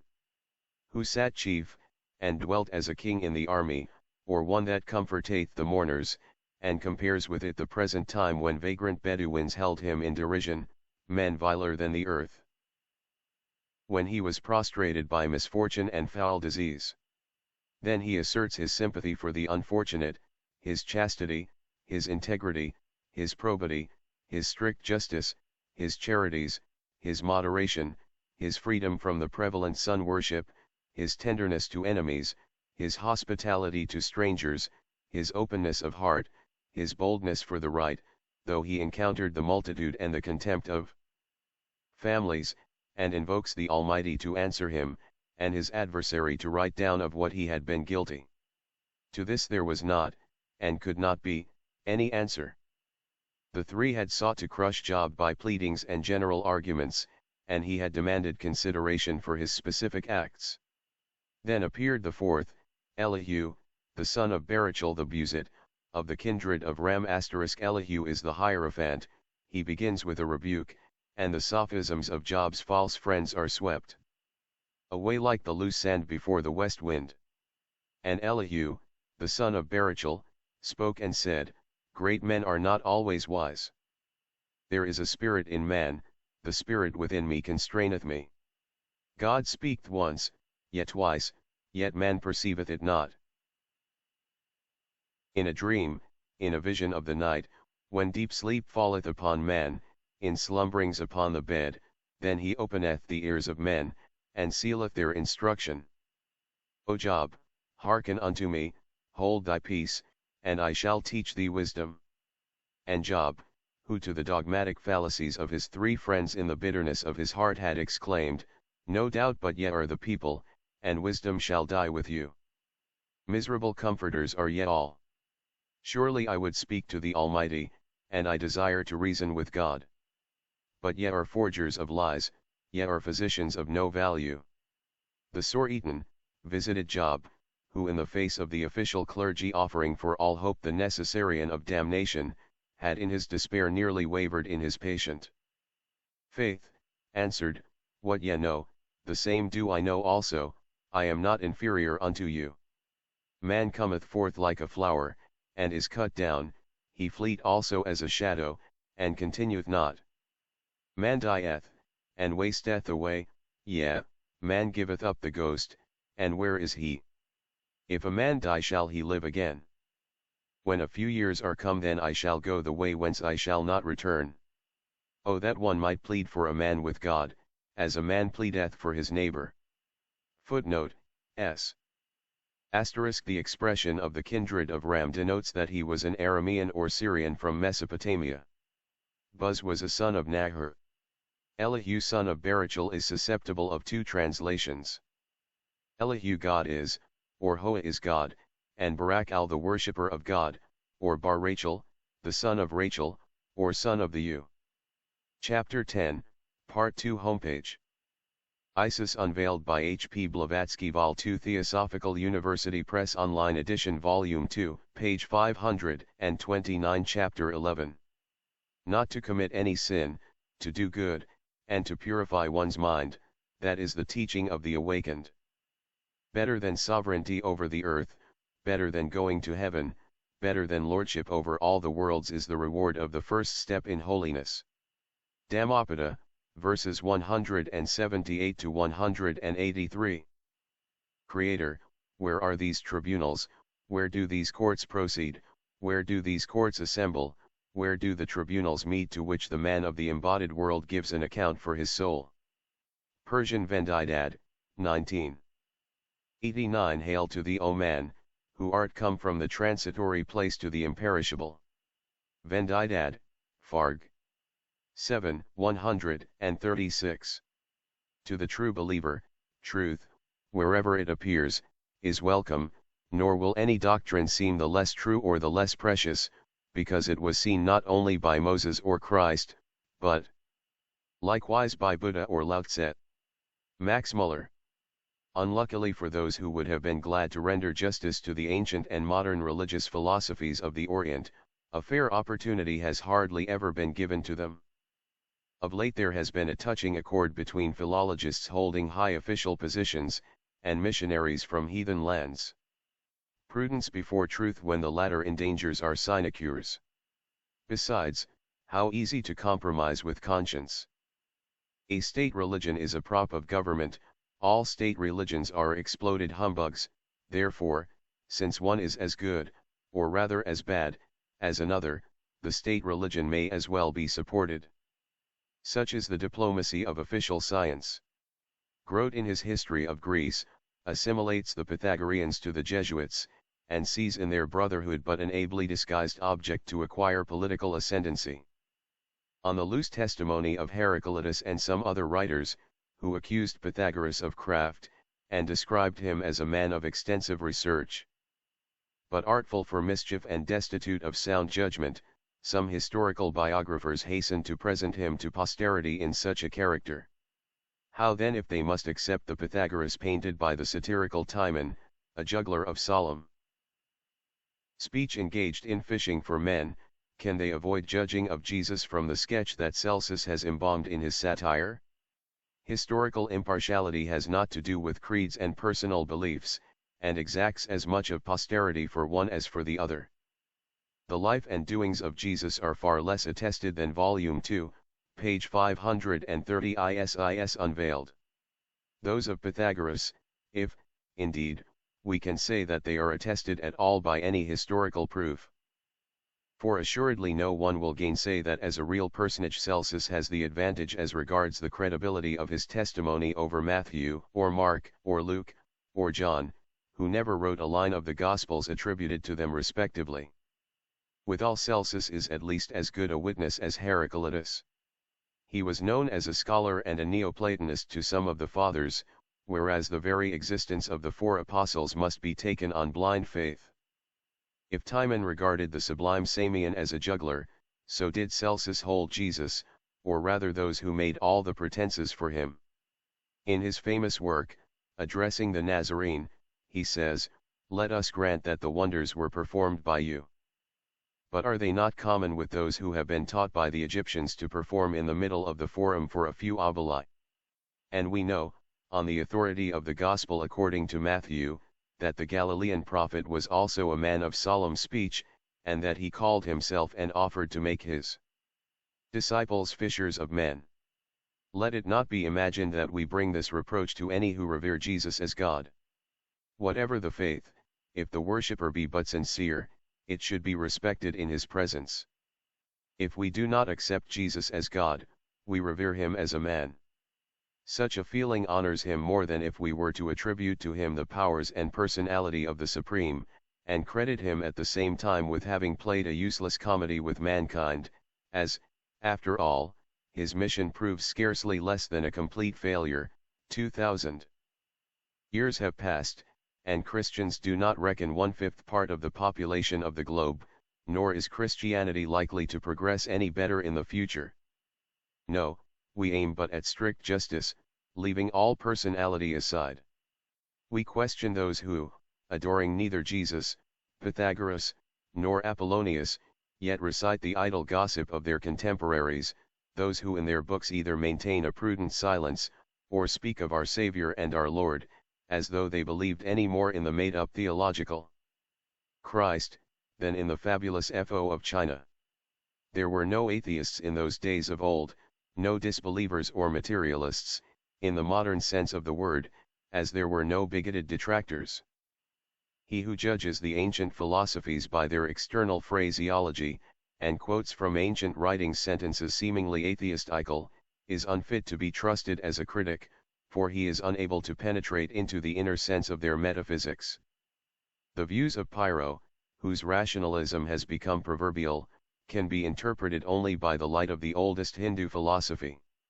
From Manu down to the latest Swabhavika, its leading metaphysical feature ever was to proclaim the reality and supremacy of spirit, with a vehemence proportionate to the denial of the objective existence of our material world. Passing Phantom of Volume 2, page 531. Comparative Theology, a two-edged weapon. Temporary forms and beings. The numerous schools begotten by Kapila reflect his philosophy no clearer than the doctrines left as a legacy to thinkers by Timon, Pyrrho's prophet, as Sextus Empiricus calls him. His views on the divine repose of the soul, his proud indifference to the opinion of his fellow men, his contempt for sophistry, reflect in an equal degree stray beams of the self-contemplation of the gymnosophists and of the Buddhist Vaibhashika. Notwithstanding that he and his followers are termed, from their state of constant suspense, skeptics, doubters, inquirers, and ephectics, only because they postpone their final judgment on dilemmas, with which our modern philosophers prefer dealing, Alexander like, by cutting the Gordian knot, and then declaring the dilemma a superstition, such men as Pyrrho cannot be pronounced atheists. No more can Capella, or Giordano Bruno, or again Spinoza, who were also treated as atheists, nor yet, the great Hindu poet, philosopher and dialectician, Vedavyasa, whose principle that all is illusion save the great unknown and his direct essence Pyrrho has adopted in full. These philosophical beliefs extended like a network over the whole pre-Christian world, and, surviving persecution and misrepresentations, form the cornerstone of every now existing religion outside Christianity. Comparative theology is a two-edged weapon, and has so proved itself. But the Christian advocates, unabashed by evidence, force comparison in the serenest way. Christian legends and dogmas, they say, do somewhat resemble the heathen, it is true, but see, while the one teaches us the existence, powers and attributes of an all-wise, all-good Father God, Brahmanism gives us a multitude of minor gods. And Buddhism none whatever, one is fetishism and polytheism, the other bald atheism. Jehovah is the one true God, and the Pope and Martin Luther are his prophets. This is one edge of the sword, and this the other, despite missions, despite armies, despite enforced commercial intercourse, the heathen find nothing in the teachings of Jesus sublime though some are that Krishna and Gautama had not taught them before. And so, to gain over any new converts, and keep the few already won by centuries of cunning, the Christians give the heathen dogmas more absurd than their own, and cheat them by adopting the habit of their native priests, and practicing the very idolatry and fetishism which they so disparage in the heathens. Comparative theology works both ways. In Siam and Burma, Catholic missionaries have become perfect talapoins to all external appearance, i.e., minus their virtues, and throughout India, especially in the south, they were denounced by their Vol. 2, page 532 ISIS Unveiled. Own colleague, the Abbé Dubois *. This was afterward vehemently denied. But now we have living witnesses to the correctness of the charge. Among others, Captain O'Grady, already quoted, a native of Madras, writes the following on this systematic method of deception ****. The hypocritical beggars profess total abstinence and horror of flesh to conciliate converts from Hinduism. I got one father, or rather, he got himself gloriously drunk in my house, time and again, and the way he pitched into roast beef was a caution. Further, the author has pretty stories to tell of black-faced Christs, virgins on wheels, and of Catholic processions in general. We have seen such solemn ceremonies accompanied by the most infernal cacophony of a Singhalese orchestra, tam-tam and gongs included, followed by a like Brahmanic procession, which, for its picturesque coloring and mise-en-scene, looked far more solemn and imposing than the Christian Saturnalias. Speaking of one of these, the same author remarks, it was more devilish than religious. The bishops walked off Romeward, with a mighty pile of Peter's pence gathered in the minutest sums, with gold ornaments, nose rings, anklets, elbow bangles, etc., etc., in profusion, recklessly thrown in heaps at the feet of the grotesque copper-colored image of the Saviour, with its Dutch metal halo and gaudily striped cummerbund and shade of Raphael. Blue turban. As every one can see, such voluntary contributions make it quite profitable to mimic the native Brahmins and Bonzes. Between the worshippers of Krishna and Christ, or Avani and the Virgin Mary, there is less substantial difference, in fact, than between the two native sects, the Vaishnavites and the Sivites. For the converted Hindus, Christ is a slightly modified Krishna, that is all. Missionaries carry away rich donations and Rome is satisfied. Then comes a year of famine, but the nose rings and gold elbow bangles are gone and people starve by thousands. What matters it? They die in Christ, and Rome scatters her blessings over their corpses, of which thousands float yearly down the sacred rivers to the ocean. So servile are the Catholics in their imita. Footnote, S. Edinburgh Review, April, 1851, p. 411 Indian Sketches, or Life in the East, written for the Commercial Bulletin, of Boston. See Chapter 2. Of this vol, p. 110. It would be worth the trouble of an artist, while traveling around the world, to make a collection of the multitudinous varieties of Madonnas, Christs, saints, and martyrs as they appear in various costumes in different countries. They would furnish models for masquerade balls in aid of church charities. Even as we write, there comes from Earl Salisbury, Secretary of State for India, a report that the Madras famine is to be followed by one probably still more severe in southern India, the very district where the heaviest tribute has been exacted by the footnote continued on next page, volume 2, page 533. High caste and low caste Christianity. And so careful not to give offense to their parishioners, that if they happen to have a few higher caste converts in a church, no pariah, nor any man of the lower castes, however good a Christian he may be, can be admitted into the same church with them. And yet they dare call themselves the servants of him who sought in preference the society of the publicans and sinners, and whose appeal, "Come unto me all ye that are heavy laden, and I will give you rest," has opened to him the hearts of millions of the suffering and the oppressed. Few writers are as bold and outspoken as the late lamented Dr. Thomas Inman, of Liverpool, England. But however small their number, these men all agree unanimously, that the philosophy of both Buddhism and Brahmanism must rank higher than Christian theology, and teach neither atheism or fetishism. To my own mind, says Inman, the assertion that Sakya did not believe in God is wholly unsupported. Nay, his whole scheme is built upon the belief that there are powers above which are capable of punishing mankind for their sins. It is true that these gods were not called Elohim, nor Yah, nor Jehovah, nor Yahweh, nor Adonai, nor Ahia, nor Baalim, nor Ashtoreth, yet, for the son of Suddhatana, there was a supreme being. There are 4 schools of Buddhist theology, in Ceylon, Tibet, and India. One is rather pantheistical than atheistical, but the other 3 are purely theistical. On the first the speculations of our philologists are based. As to the second, third, and the fourth, their teachings vary but in the external mode of expression. We have fully explained the spirit of it elsewhere. As to practical, not theoretical views on the nirvana, this is what a rationalist and a skeptic says: I have questioned at the very doors of their temples several hundreds of Buddhists, and have not found one but strove, fasted, and gave himself up to every kind of austerity, to perfect himself and acquire immortality, not to attain final annihilation. There are over 300 million of Buddhists who fast, pray, and toil.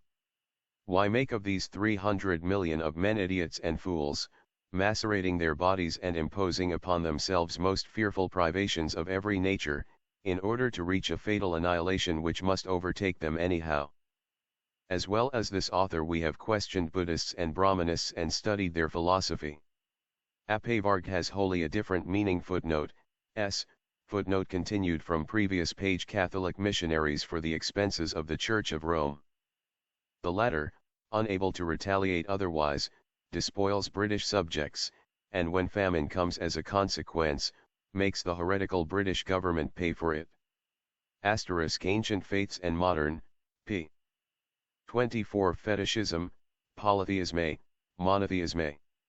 Volume 2, page 534. ISIS Unveiled. From Annihilation. It is but to become more and more like him, of whom he is one of the refulgent sparks, that is the aspiration of every Hindu philosopher, and the hope of the most ignorant is never to yield up his distinct individuality. Else, as once remarked an esteemed correspondent of the author, mundane and separate existence would look like God's comedy and our tragedy, sport to him that we work and suffer, death to us to suffer it. The same with the doctrine of metempsychosis, so distorted by European scholars. But as the work of translation and analysis progresses, fresh religious beauties will be discovered in the old faiths. Professor Whitney has in his translation of the Vedas passages in which he says, the assumed importance of the body to its old tenant is brought out in the strongest light. These are portions of hymns read at the funeral services, over the body of the departed one. We quote them from Mr. Whitney's scholarly work, Start Onward. Bring together all thy members, let not thy limbs be left, nor yet thy body, thy spirit gone before, now follow after, wherever it delights thee, go thou thither. Collect thy body, with its every member, thy limbs with help of rites I fashion for thee. If some one limb was left behind by Agni, when to thy Father's world he hence conveyed you, that very one I now again supply you, rejoice in heaven with all your limbs, ye fathers. Asterisk. The body here referred to is not the physical, but the astral one, a very great distinction, as may be seen. Again, belief in the individual existence of the immortal spirit of man is shown in the following verses of the Hindu ceremonial of incremation and burial. They who within the sphere of earth are stationed, or who are settled now in realms of pleasure, the fathers who have the earth, the atmosphere, the heaven for their seat, the fourth heaven, the third heaven is styled, and where the fathers have their seat. Rig Veda, X. With such majestic views as these people held of God and the immortality of man's spirit, it is not surprising that a comparison between the footnote, S. Oriental and Linguistic Studies, Vedic Doctrine of a Future 5, by W. Dwight Whitney, Prof. of Sanskrit and Comparative Philology at Yale College. Volume 2, page 535. Prof. W. D. Whitney's Important Discovery. Vedic hymns and the narrow, unspiritual Mosaic books should result to the advantage of the former in the mind of every unprejudiced scholar. Even the ethical code of Manu is incomparably higher than that of the Pentateuch of Moses, in the literal meaning of which all the uninitiated scholars of two worlds cannot find a single proof that the ancient Jews believed either in a future life or an immortal spirit in man, or that Moses himself ever taught it. Yet, we have eminent Orientalists who begin to suspect that the dead letter conceals something not apparent at first sight. So Professor Whitney tells us that as we look yet further into the forms of the modern Hindu ceremonial, we discover not a little of the same discordance between creed and observance. The one is not explained by the other, says this great American scholar. He adds, we are forced to the conclusion either that India derived its system of rites from some foreign source, and practiced them blindly, careless of their true import, or else that those rites are the production of another doctrine of older date, and have maintained themselves in popular usage after the decay of the creed of which they were the original expression. Asterisk. This creed has not decayed, and its hidden philosophy, as understood now by the initiated Hindus, is just as it was 10,000 years ago. But can our scholars seriously hope to have it delivered unto them upon their first demand? Or do they still expect to fathom the mysteries of the world religion in its popular exoteric rites? No Orthodox Brahmins and Buddhists would deny the Christian incarnation, only, they understand it in their own philosophical way, and how could they deny it? The very cornerstone of their religious system is periodical incarnations of the deity. Whenever humanity is about merging into materialism and moral degradation, a supreme spirit incarnates himself in his creature selected for the purpose. The messenger of the highest links itself with the duality of matter and soul, and the triad being thus completed by the union of its crown, a savior is born, who helps restore humanity to the path of truth and virtue. The early Christian Church, all imbued with Asiatic philosophy, evidently shared the same belief, otherwise it would have neither erected into an article of faith the second advent, nor cunningly invented the fable of Antichrist as a precaution against possible future incarnations. Neither could they have imagined that Melchizedek was an avatar of Christ. They had only to turn to the Bhagavad Gita to find Krishna or Bhagav saying to Arjuna, "He who follows me is saved by wisdom and even by works. As often as virtue declines in the world, I make myself manifest to save it." Footnote, S. Oriental and Linguistic Studies, p. 48, Volume 2, page 536. ISIS Unveiled. Indeed, it is more than difficult to avoid sharing this doctrine of periodical incarnations. Has not the world witnessed, at rare intervals, the advent of such grand characters as Krishna, Sakyamuni, and Jesus. Like the two latter personages, Krishna seems to have been a real being, deified by his school. At some time in the twilight of history, and made to fit into the frame of the time-honored religious program. Compare the two Redeemers, the Hindu and the Christian, the one preceding the other by some thousands of years, place between them Siddhartha Buddha, reflecting Krishna and projecting into the night of the future his own luminous shadow, out of whose collected rays were shaped the outlines of the mythical Jesus, and from whose teachings were drawn those of the historical Christos. And we find that under one identical garment of poetical legend lived and breathed three real human figures.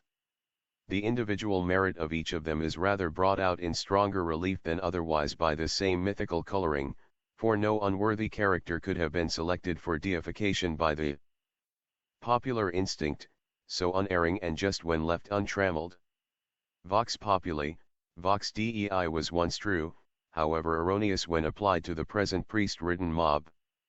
Copula, Orpheus, Pythagoras, Plato, Basilides, Marcion, Ammonius and Plotinus founded schools and sowed the germs of many a noble thought, and disappearing left behind them the refulgence of demi-gods. But the three personalities of Krishna, Gautama, and Jesus appeared like true gods, each in his epoch, and bequeathed to humanity three religions built on the imperishable rock of ages. That all three, especially the Christian faith, have in time become adulterated, and the latter almost unrecognizable, is no fault of either of the noble reformers. It is the priestly self-styled husbandman of the vine of the Lord who must be held to account by future generations. Purify the three systems of the dross of human dogmas, the pure essence remaining will be found identical. Even Paul, the great, the honest apostle, in the glow of his enthusiasm either unwittingly perverted the doctrines of Jesus, or else his writings are disfigured beyond recognition. The Talmud, the record of a people who, notwithstanding his apostasy from Judaism, yet feel compelled to acknowledge Paul's greatness as a philosopher and religionist, says of Ahair, Paul, footnote, s. In his article on Paul, the founder of Christianity, Professor A. Wilder, whose intuitions of truth are always clear, says, in the person of Ahair we recognize the Apostle Paul. He appears to have been known by a variety of appellations. He was named Saul, evidently because of his vision of paradise, Saul or Sheol being the Hebrew name of the other world. Paul, which only means the little man, was a species of nickname. Ahair, or other, was an epithet in the Bible for persons outside of the Jewish polity, and was applied to him for having extended his ministry to the Gentiles. His real name was Elisha ben Abiah. Volume 2, page 537. The Legends of Three Saviors. In the Yerushalmi, that he corrupted the work of that man, meaning Jesus. Meanwhile, before this smelting is completed by honest science and future generations, let us glance at the present aspect of the legendary three religions. The Legends of Three Saviors. Column 1. Krishna. Epoch, uncertain. European science fears to commit itself. But the Brahmanical calculations fix it at about 6,877 years ago. Krishna descends of a royal family, but is brought up by shepherds, is called the shepherd god. His birth and divine descent are kept secret from Kansa. An incarnation of Vishnu, the second person of the Trimurti, Trinity. Krishna was worshipped at Mathura, on the river Jumna, see Strabo and Arion and Bampton Lectures, pp. 98-100. Krishna is persecuted by Kansa, tyrant of Mathura, but miraculously escapes. In the hope of destroying the child, the king has thousands of male innocents slaughtered. Krishna's mother was Devaki, or Devanagari, an immaculate virgin, but had given birth to 8 sons before Krishna. Column 2. Gautama Buddha. Epoch, according to European science and the Ceylonese calculations, 2,540 years ago. Gautama is the son of a king. His first disciples are shepherds and mendicants. According to some, an incarnation of Vishnu, according to others, an incarnation of one of the Buddhas, and even of Adbuddha, the highest wisdom. Buddhist legends are free from this plagiarism, but the Catholic legend that makes of him Saint Josaphat, shows his father, king of Kapilavastu, slaying innocent young Christians. See Golden Legend. Buddha's mother was Maya, or Mayadeva, married to her husband, yet an immaculate virgin. Column 3 Jesus of Nazareth. Epoch. Supposed to be 1877 years ago. His birth and royal descent are concealed from Herod the tyrant. Descends of the royal family of David. Is worshipped by shepherds at his birth, and is called the Good Shepherd, see Gospel according to John.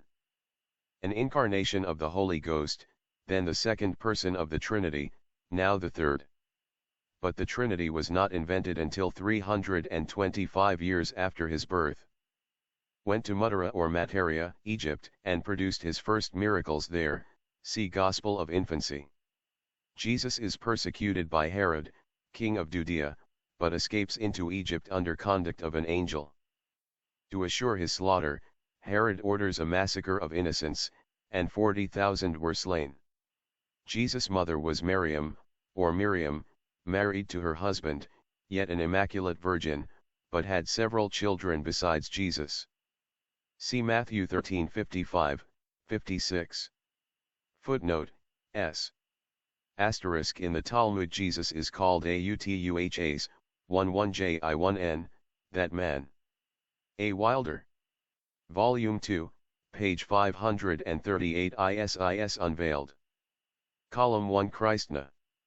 Krishna is endowed with beauty, omniscience, and omnipotence from birth. Produces miracles, cures the lame and blind, and casts out demons. Washes the feet of the Brahmins, and descending to the lowest regions, hell, liberates the dead, and returns to Vaikuntha, the paradise of Vishnu. Krishna was the god Vishnu himself in human form. Krishna creates boys out of calves, and vice versa, Morris's Indian Antiquities, Vol. 2, p. 332. He crushes the serpent's head. Ibid, Krishna is Unitarian. He persecutes the clergy, charges them with ambition and hypocrisy to their faces, divulges the great secrets of the sanctuary, the unity of God and immortality of our spirit. Tradition says he fell a victim to their vengeance. His favorite disciple, Arjuna, never deserts him to the last. There are credible traditions that he died on the cross, a tree, nailed to it by an arrow. The best scholars agree that the Irish cross at Tuam, erected long before the Christian era, is Asiatic. See Round Towers, p. 296, ETSEQ, by O'Brien, also really. Column continues on next page. Column 2 Gautama Buddha. Buddha is endowed with the same powers and qualities, and performs similar wonders. Passes his life with mendicants. It is claimed for Gautama that he was distinct from all other avatars, having the entire spirit of Buddha in him, while all others had but a part, ansa, of the divinity in them. Gautama crushes the serpent's head, i.e., abolishes the Naga worship as fetishism, but, like Jesus, makes the serpent the emblem of divine wisdom. Buddha abolishes idolatry, divulges the mysteries of the unity of God and the nirvana, the true meaning of which was previously known only to the priests. Persecuted and driven out of the country, he escapes death by gathering about him some hundreds of thousands of believers in his Buddhaship. Finally, dies, surrounded by a host of disciples, with Ananda, his beloved disciple and cousin, chief among them all. O'Brien believes that the Irish cross at Tuam is meant for Buddhas, but Gautama was never crucified. He is represented in many temples, as Sid. Column continues on next page. Column 3 Jesus of Nazareth. Jesus is similarly endowed. See Gospels and the Apocryphal Testament. Passes his life with sinners and publicans. Casts out demons likewise. The only notable difference between the three is that Jesus is charged with casting out devils by the power of Beelzebub, which the others were not. Jesus washes the feet of his disciples, dies, descends to hell, and ascends to heaven, after liberating the dead. Jesus is said to have crushed the serpent's head, agreeably to original revelation in Genesis. He also transforms boys into kids, and kids into boys. Gospel of Infancy. Jesus rebels against the old Jewish law, denounces the scribes and Pharisees and the synagogue for hypocrisy and dogmatic intolerance. Breaks the Sabbath, and defies the law. Is accused by the Jews of divulging the secrets of the sanctuary. Is put to death on a cross, a tree. Of the little handful of disciples whom he had converted, one betrays him, one denies him, and the others desert him at the last, except John the disciple he loved. Jesus, Krishna, and Buddha, all three saviors, die either on or under trees, and are connected with crosses, which column continues on next page, volume 2, page 539. Numerical strength of three religions. Column 1, content from previous page. Krishna. Junz de vie antiqui, Kreuzers Symbolique, vol. I, p. 208, and engraving in Dr. Lundy's Monumental Christianity, p. 160. Krishna ascends to Swarga and becomes Nirguna. Column 2, content from previous page. Gautama Buddha. Ting under a cruciform tree, which is the tree of life. In another image he is sitting on Naga, the Raja of serpents, with a cross on his breast. Buddha ascends to Nirvana. Column 3, content from previous page. Jesus of Nazareth. Are symbolical of the threefold powers of creation. Jesus ascends to paradise. Result. About the middle of the present century, the followers of these three religions were reckoned as follows: **** of Krishna. Brahmins, 60 million. Of Buddha. Buddhists, 450 million. Of Jesus. Christians, 260 million. Such is the present aspect of these three great religions, of which each is in turn reflected in its successor. Had the Christian dogmatizer stopped there, the results would not have been so disastrous, for it would be hard, indeed, to make a bad creed out of the lofty teachings of Gautama, or Krishna, as Bhagavad. But they went farther, and added to pure primitive Christianity the fables of Hercules, Orpheus, and Bacchus. As Musulmans will not admit that their Quran is built on the substratum of the Jewish Bible, so the Christians will not confess that they owe next to everything to the Hindu religions. But the Hindus have chronology to prove it to them. We see the best and most learned of our writers uselessly striving to show that the extraordinary similarities amounting to identity between Krishna and Christ are due to the spurious Gospels of the infancy and of St. Thomas having probably circulated on the coast of Malabar, and giving color to the story of Krishna. Why not accept truth in all sincerity, and reversing matters, admit that St. Thomas, faithful to that policy of proselytism which marked the earliest Christians, when he found in Malabar the original of the mythical Christ in Krishna, tried to blend the two, and, adopting in his gospel, from which all others were copied, the most important details of the story of the Hindu avatar, engrafted the Christian heresy on the primitive religion of Krishna. For anyone acquainted with the spirit of Brahmanism, the idea of Brahmins accepting anything from a stranger, especially from a foreigner, is simply ridiculous. That they, the most fanatic people in religious matters, who, during centuries, cannot be compelled to adopt the most simple of European usages, should be suspected of having introduced into their sacred books on very footnote, s. See Moore's Plates, 75, number 3. Max Muller's estimate. Dr. Lundy, Monumental Christianity, p. 153. Volume 2, page 540. ISIS Unveiled. Fide legends about a foreign god, is something so preposterously illogical, that it is really waste of time to contradict the idea. We will not stop to examine the two well-known resemblances between the external form of Buddhistic worship, especially Lamaism, and Roman Catholicism, for noticing which poor Hugh paid dear, but proceed to compare the most vital points.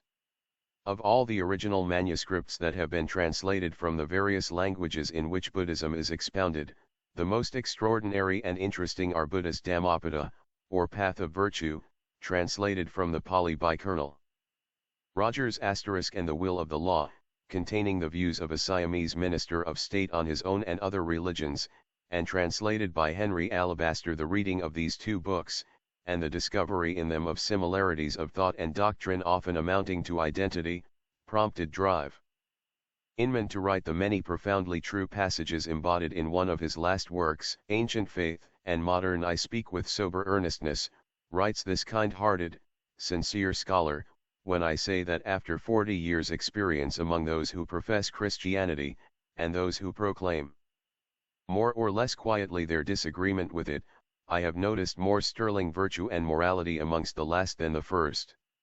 I know personally many pious, good Christian people, whom I honor, admire, and, perhaps, would be glad to emulate or to equal, but they deserve the eulogy thus passed on them, in consequence of their good sense, having ignored the doctrine of faith to a great degree, and having cultivated the practice of good works. In my judgment the most praiseworthy Christians whom I know are modified Buddhists, though probably, not one of them ever heard of Siddhartha. Between the Lamaiko-Buddhistic and Roman Catholic articles of faith and ceremonies, there are 51 points presenting a perfect and striking similarity, and 4 diametrically antagonistic. As it would be useless to enumerate the similarities, for the reader may find them carefully noted in Inman's work on Ancient Faith and Modem, pp. 237 to 240, we will quote but the 4 dissimilarities, and leave every one to draw his own deductions therefrom. Column 1-1. The Buddhists hold that nothing which is contradicted by sound reason can be a true doctrine of Buddha. Column continued on next page. Column 2-1. The Christians will accept any nonsense, if promulgated by the Church as a matter of faith.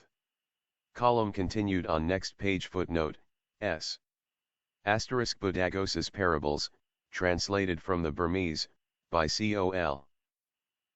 H. G. Rogers, R.E., with an introduction by M. Muller, containing Dhammapada, 1870. Interpreter of the Consulate General in Siam. Ancient Faith and Modern, p. 162. Ibid. The words contained within quotation marks are Inman's.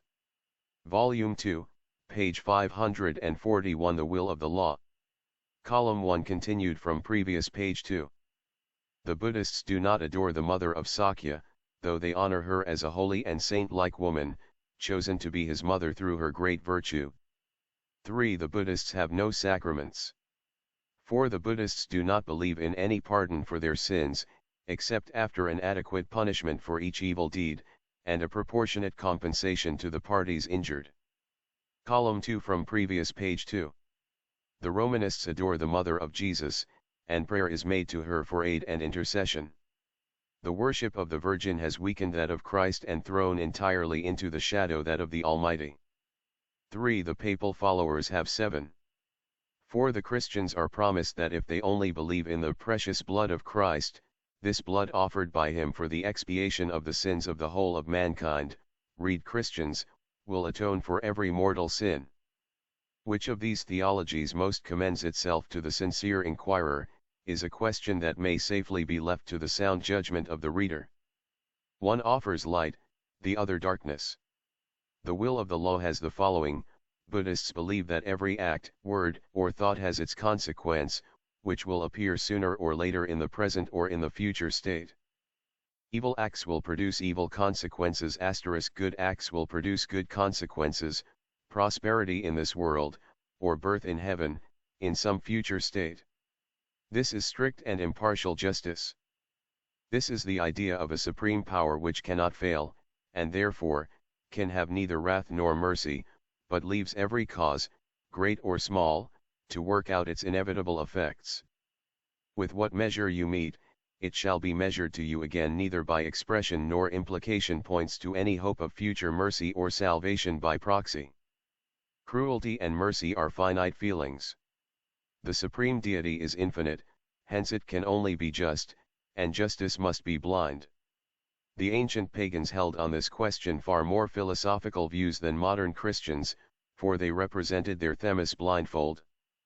And the Siamese author of the work under notice, has again a more reverent conception of the deity than the Christians have, when he thus gives vent to his thought: a Buddhist might believe in the existence of a God, sublime above all human qualities and attributes, a perfect God, above love and hatred, and jealousy, calmly resting in a quiet happiness that nothing could disturb, and of such a God he would speak no disparagement, not from a desire to please him, or fear to offend him, but from natural veneration. But he cannot understand a God with the attributes and qualities of men, a God who loves and hates, and shows anger, a deity, who, whether described to footnote, s. *c vol. I of this work, p. 319. p. 57. Matthew 7. 2 Volume 2, page 542 ISIS Unveiled. Hymn by Christian missionaries, or by Mohammedans, or Brahmins, or Jews, falls below his standard of even an ordinary good man. We have often wondered at the extraordinary ideas of God and his justice that seem to be honestly held by those Christians who blindly rely upon the clergy for their religion, and never upon their own reason. How strangely illogical is this doctrine of the atonement! We propose to discuss it with the Christians from the Buddhistic standpoint, and show at once by what a series of sophistries, directed toward the one object of tightening the ecclesiastical yoke upon the popular neck, its acceptance as a divine command has been finally effected, also, that it has proved one of the most pernicious and demoralizing of doctrines. The clergy say, no matter how enormous our crimes against the laws of God and of man, we have but to believe in the self-sacrifice of Jesus for the salvation of mankind, and his blood will wash out every stain. God's mercy is boundless and unfathomable. It is impossible to conceive of a human sin so damnable that the price paid in advance for the redemption of the sinner would not wipe it out if 1,000-fold worse. And, furthermore, it is never too late to repent. Though the offender wait until the last minute of the last hour of the last day of his mortal life, before his blanched lips utter the confession of faith, he may go to paradise. The dying thief did it, and so may all others as vile. These are the assumptions of the Church. But if we step outside the little circle of creed and consider the universe as a whole balanced by the exquisite adjustment of parts, how all sound logic, how the faintest glimmering sense of justice revolts against this vicarious atonement. If the criminal sinned only against himself, and wronged no one but himself, if by sincere repentance he could cause the obliteration of past events, not only from the memory of man, but also from that imperishable record, which no deity, not even the supremest of the supreme, can cause to disappear, then this dogma might not be incomprehensible. But to maintain that one may wrong his fellow man, kill, disturb the equilibrium of society, and the natural order of things, and then through cowardice, hope, or compulsion, matters not be forgiven by believing that the spilling of one blood washes out the other blood spurt, this is preposterous.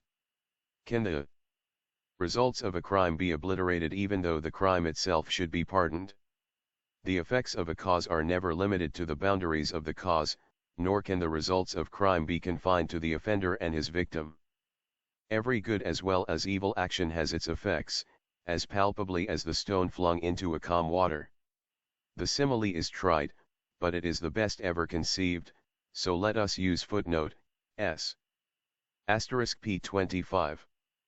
Volume 2, page 543. The dogma of the atonement analyzed. The eddying circles are greater and swifter, as the disturbing object is greater or smaller, but the smallest pebble, nay, the tiniest speck, makes its ripples. And this disturbance is not alone visible and on the surface.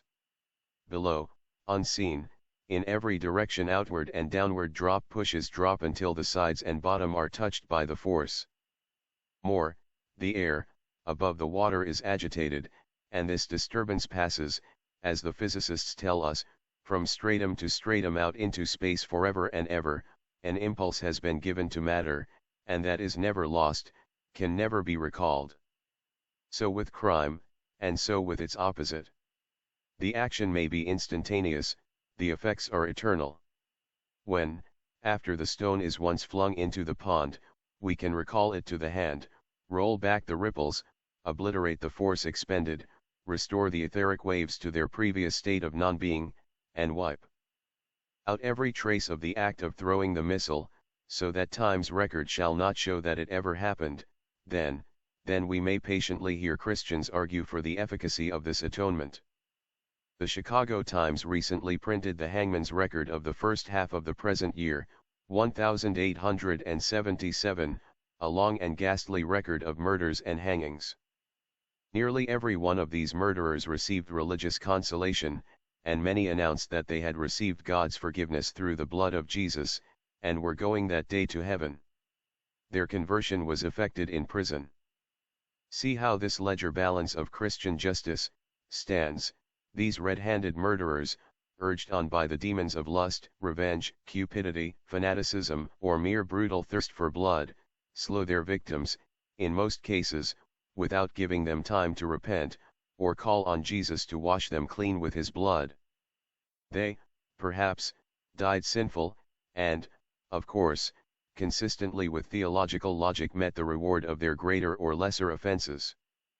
But the murderer, overtaken by human justice, is imprisoned, wept over by sentimentalists, prayed with and at, pronounces the charmed words of conversion, and goes to the scaffold a redeemed child of Jesus. Except for the murder, he would not have been prayed with, redeemed, pardoned. Clearly this man did well to murder, for thus he gained eternal happiness. And how about the victim, and his or her family, relatives, dependents, social relations? Has justice no recompense for them? Must they suffer in this world and the next, while he who wronged them sits beside the holy thief of Calvary and is forever blessed? On this question the clergy keep a prudent silence. Steve Anderson was one of these American criminals convicted of double murder, arson, and robbery. Before the hour of his death he was converted, but, the record tells us that his clerical attendants objected to his reprieve, on the ground that they felt sure of his salvation. Vol. 2, page 544 ISIS Unveiled. Should he die then, but could not answer for it if his execution was postponed? We address these ministers, and ask them to tell us on what grounds they felt sure of such a monstrous thing. How they could feel sure, with the dark future before them, and the endless results of this double murder, arson, and robbery. They could be sure of nothing, but that their abominable doctrine is the cause of 3/4 of the crimes of so-called Christians, that these terrific causes must produce like monstrous effects, which in their turn will beget other results, and so roll on throughout eternity to an accomplishment that no man can calculate. Or take another crime, one of the most selfish, cruel, and heartless, and yet the most frequent, the seduction of a young girl. Society, by an instinct of self-preservation, pitilessly judges the victim, and ostracizes her. She may be driven to infanticide, or self-murder, or if too averse to die, live to plunge into a career of vice and crime. She may become the mother of criminals, who, as in the now celebrated Jukes, of whose appalling details Mr. Dugdale has published the particulars, breed other generations of felons to the number of hundreds, in 50 or 60 years. All this social disaster came through one man's selfish passion. Shall he be forgiven by divine justice until his offense is expiated, and punishment fall only upon the wretched human scorpions begotten of his lust? An outcry has just been made in England over the discovery that Anglican priests are largely introducing auricular confession and granting absolution after enforcing penances. Inquiry shows the same thing prevailing more or less in the United States. Put to the ordeal of cross-examination, the clergy quote triumphantly from the English Book of Common Prayer the rubrics which clearly give them the absolving authority, through the power of God, the Holy Ghost, committed unto them by the bishop by imposition of hands at their ordination. The bishop, questioned, points to Matthew 16:19, for the source of his authority to bind and loose on earth those who are to be blessed or damned in heaven, and to the apostolic succession for proof of its transmission from Simon Bar-Jonah to himself. The present volumes have been written to small purpose if they have not shown, 1. That Jesus, the Christ God, is a myth concocted 2 centuries after the real Hebrew Jesus died, 2. That, therefore, he never had any authority to give Peter, or anyone else, plenary power, 3. That even if he had given such authority, the word Petra, rock, referred to the revealed truths of the Petroma, not to him who thrice denied him, and that besides, the apostolic succession is a gross and palpable fraud, 4. That the Gospel according to Matthew is a fabrication based upon a wholly different manuscript. The whole thing, therefore, is an imposition alike upon priest and penitent. But putting all these points aside for the moment, it suffices to ask these pretended vol. 2. Page 545 power to loose and bind souls impossible. Agents of the 3 gods of the Trinity, how they reconcile it with the most rudimental notions of equity, that if the power to pardon sinners for sinning has been given them, they did not also receive the ability by miracle to obliterate the wrongs done against person or property. Let them restore life to the murdered, honor to the dishonored, property to those who have been wronged, and force the scales of human and divine justice to recover their equilibrium. Then we may talk of their divine commission to bind and loose. Let them say, if they can do this. Hitherto the world has received nothing but sophistry believed on blind faith. We ask palpable, tangible evidence of their God's justice and mercy. But all are silent, no answer, no reply, and still the inexorable unerring law of compensation proceeds on its unswerving path. If we but watch its progress, we will find that it ignores all creeds, shows no preferences, but its sunlight and its thunderbolts fall alike on heathen and Christian. No absolution can shield the latter when guilty, no anathema hurt the former when innocent. Away from us such an insulting conception of divine justice as that preached by priests on their own authority. It is fit only for cowards and criminals. If they are backed by a whole array of fathers and churchmen, we are supported by the greatest of all authorities, an instinctive and reverential sense of the everlasting and ever-present law of harmony and justice. But, besides that of reason, we have other evidence to show that such a construction is wholly unwarranted. The Gospels being divine revelation, doubtless Christians will regard their testimony as conclusive. Do they affirm that Jesus gave himself as a voluntary sacrifice? On the contrary, there is not a word to sustain the idea. They make it clear that he would rather have lived to continue what he considered his mission, and that he died because he could not help it, and only when betrayed. Before, when threatened with violence, he had made himself invisible by employing the mesmeric power over the bystanders, claimed by every Eastern adept, and escaped. When, finally, he saw that his time had come, he succumbed to the inevitable.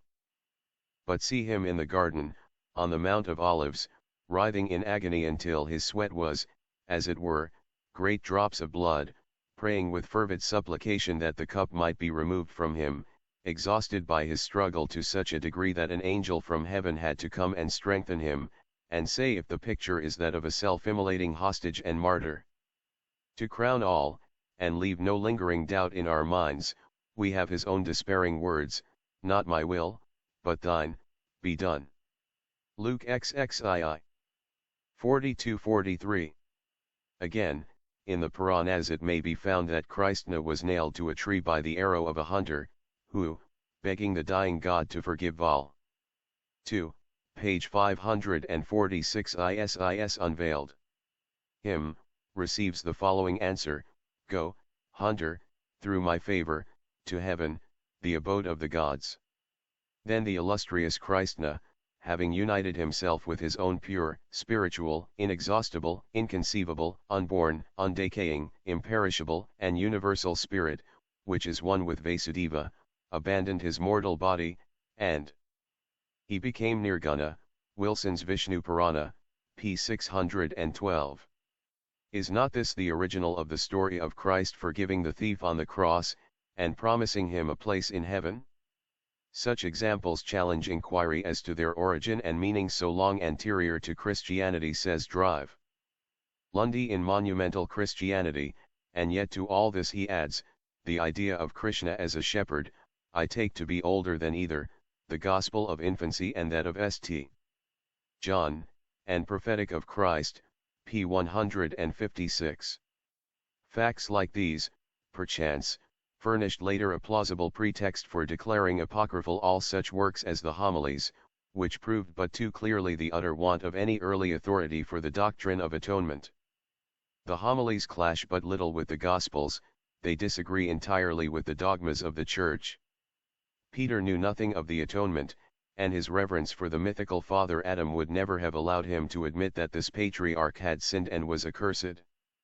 Neither do the Alexandrian theological schools appear to have been cognizant of this doctrine, nor Tertullian, nor was it discussed by any of the earlier fathers. Philo represents the story of the fall as symbolical, and Origen regarded it the same way as Paul, as an allegory. Whether they will or not, the Christians have to credit the foolish story of Eve's temptation by it. Serpent. Besides, Augustine has formally pronounced upon the subject.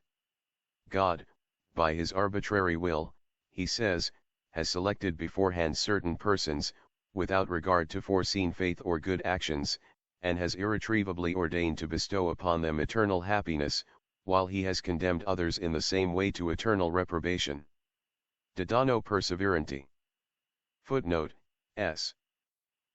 See Draper's Conflict Between Religion and Science, p. 224. This is the doctrine of the supralapsarians, who asserted that God predestinated the fall of Adam, with all its pernicious consequences, from all eternity, and that our first parents had no liberty from the beginning. It is also to this highly moral doctrine that the Catholic world became indebted, in the 11th century, for the institution of the order known as the Carthusian monks. Bruno, its founder, was driven to the foundation of this monstrous order by a circumstance well worthy of being recorded here, as it graphically illustrates this divine predestination. A friend of Bruno, a French physician, famed far and wide for his extraordinary piety, purity of morals, and charity, died, and his body was watched by Bruno himself. 3 days after his death, and as he was going to be buried, the pious physician suddenly sat up in his coffin and declared, in a loud and solemn voice, that by the footnote continued on next page.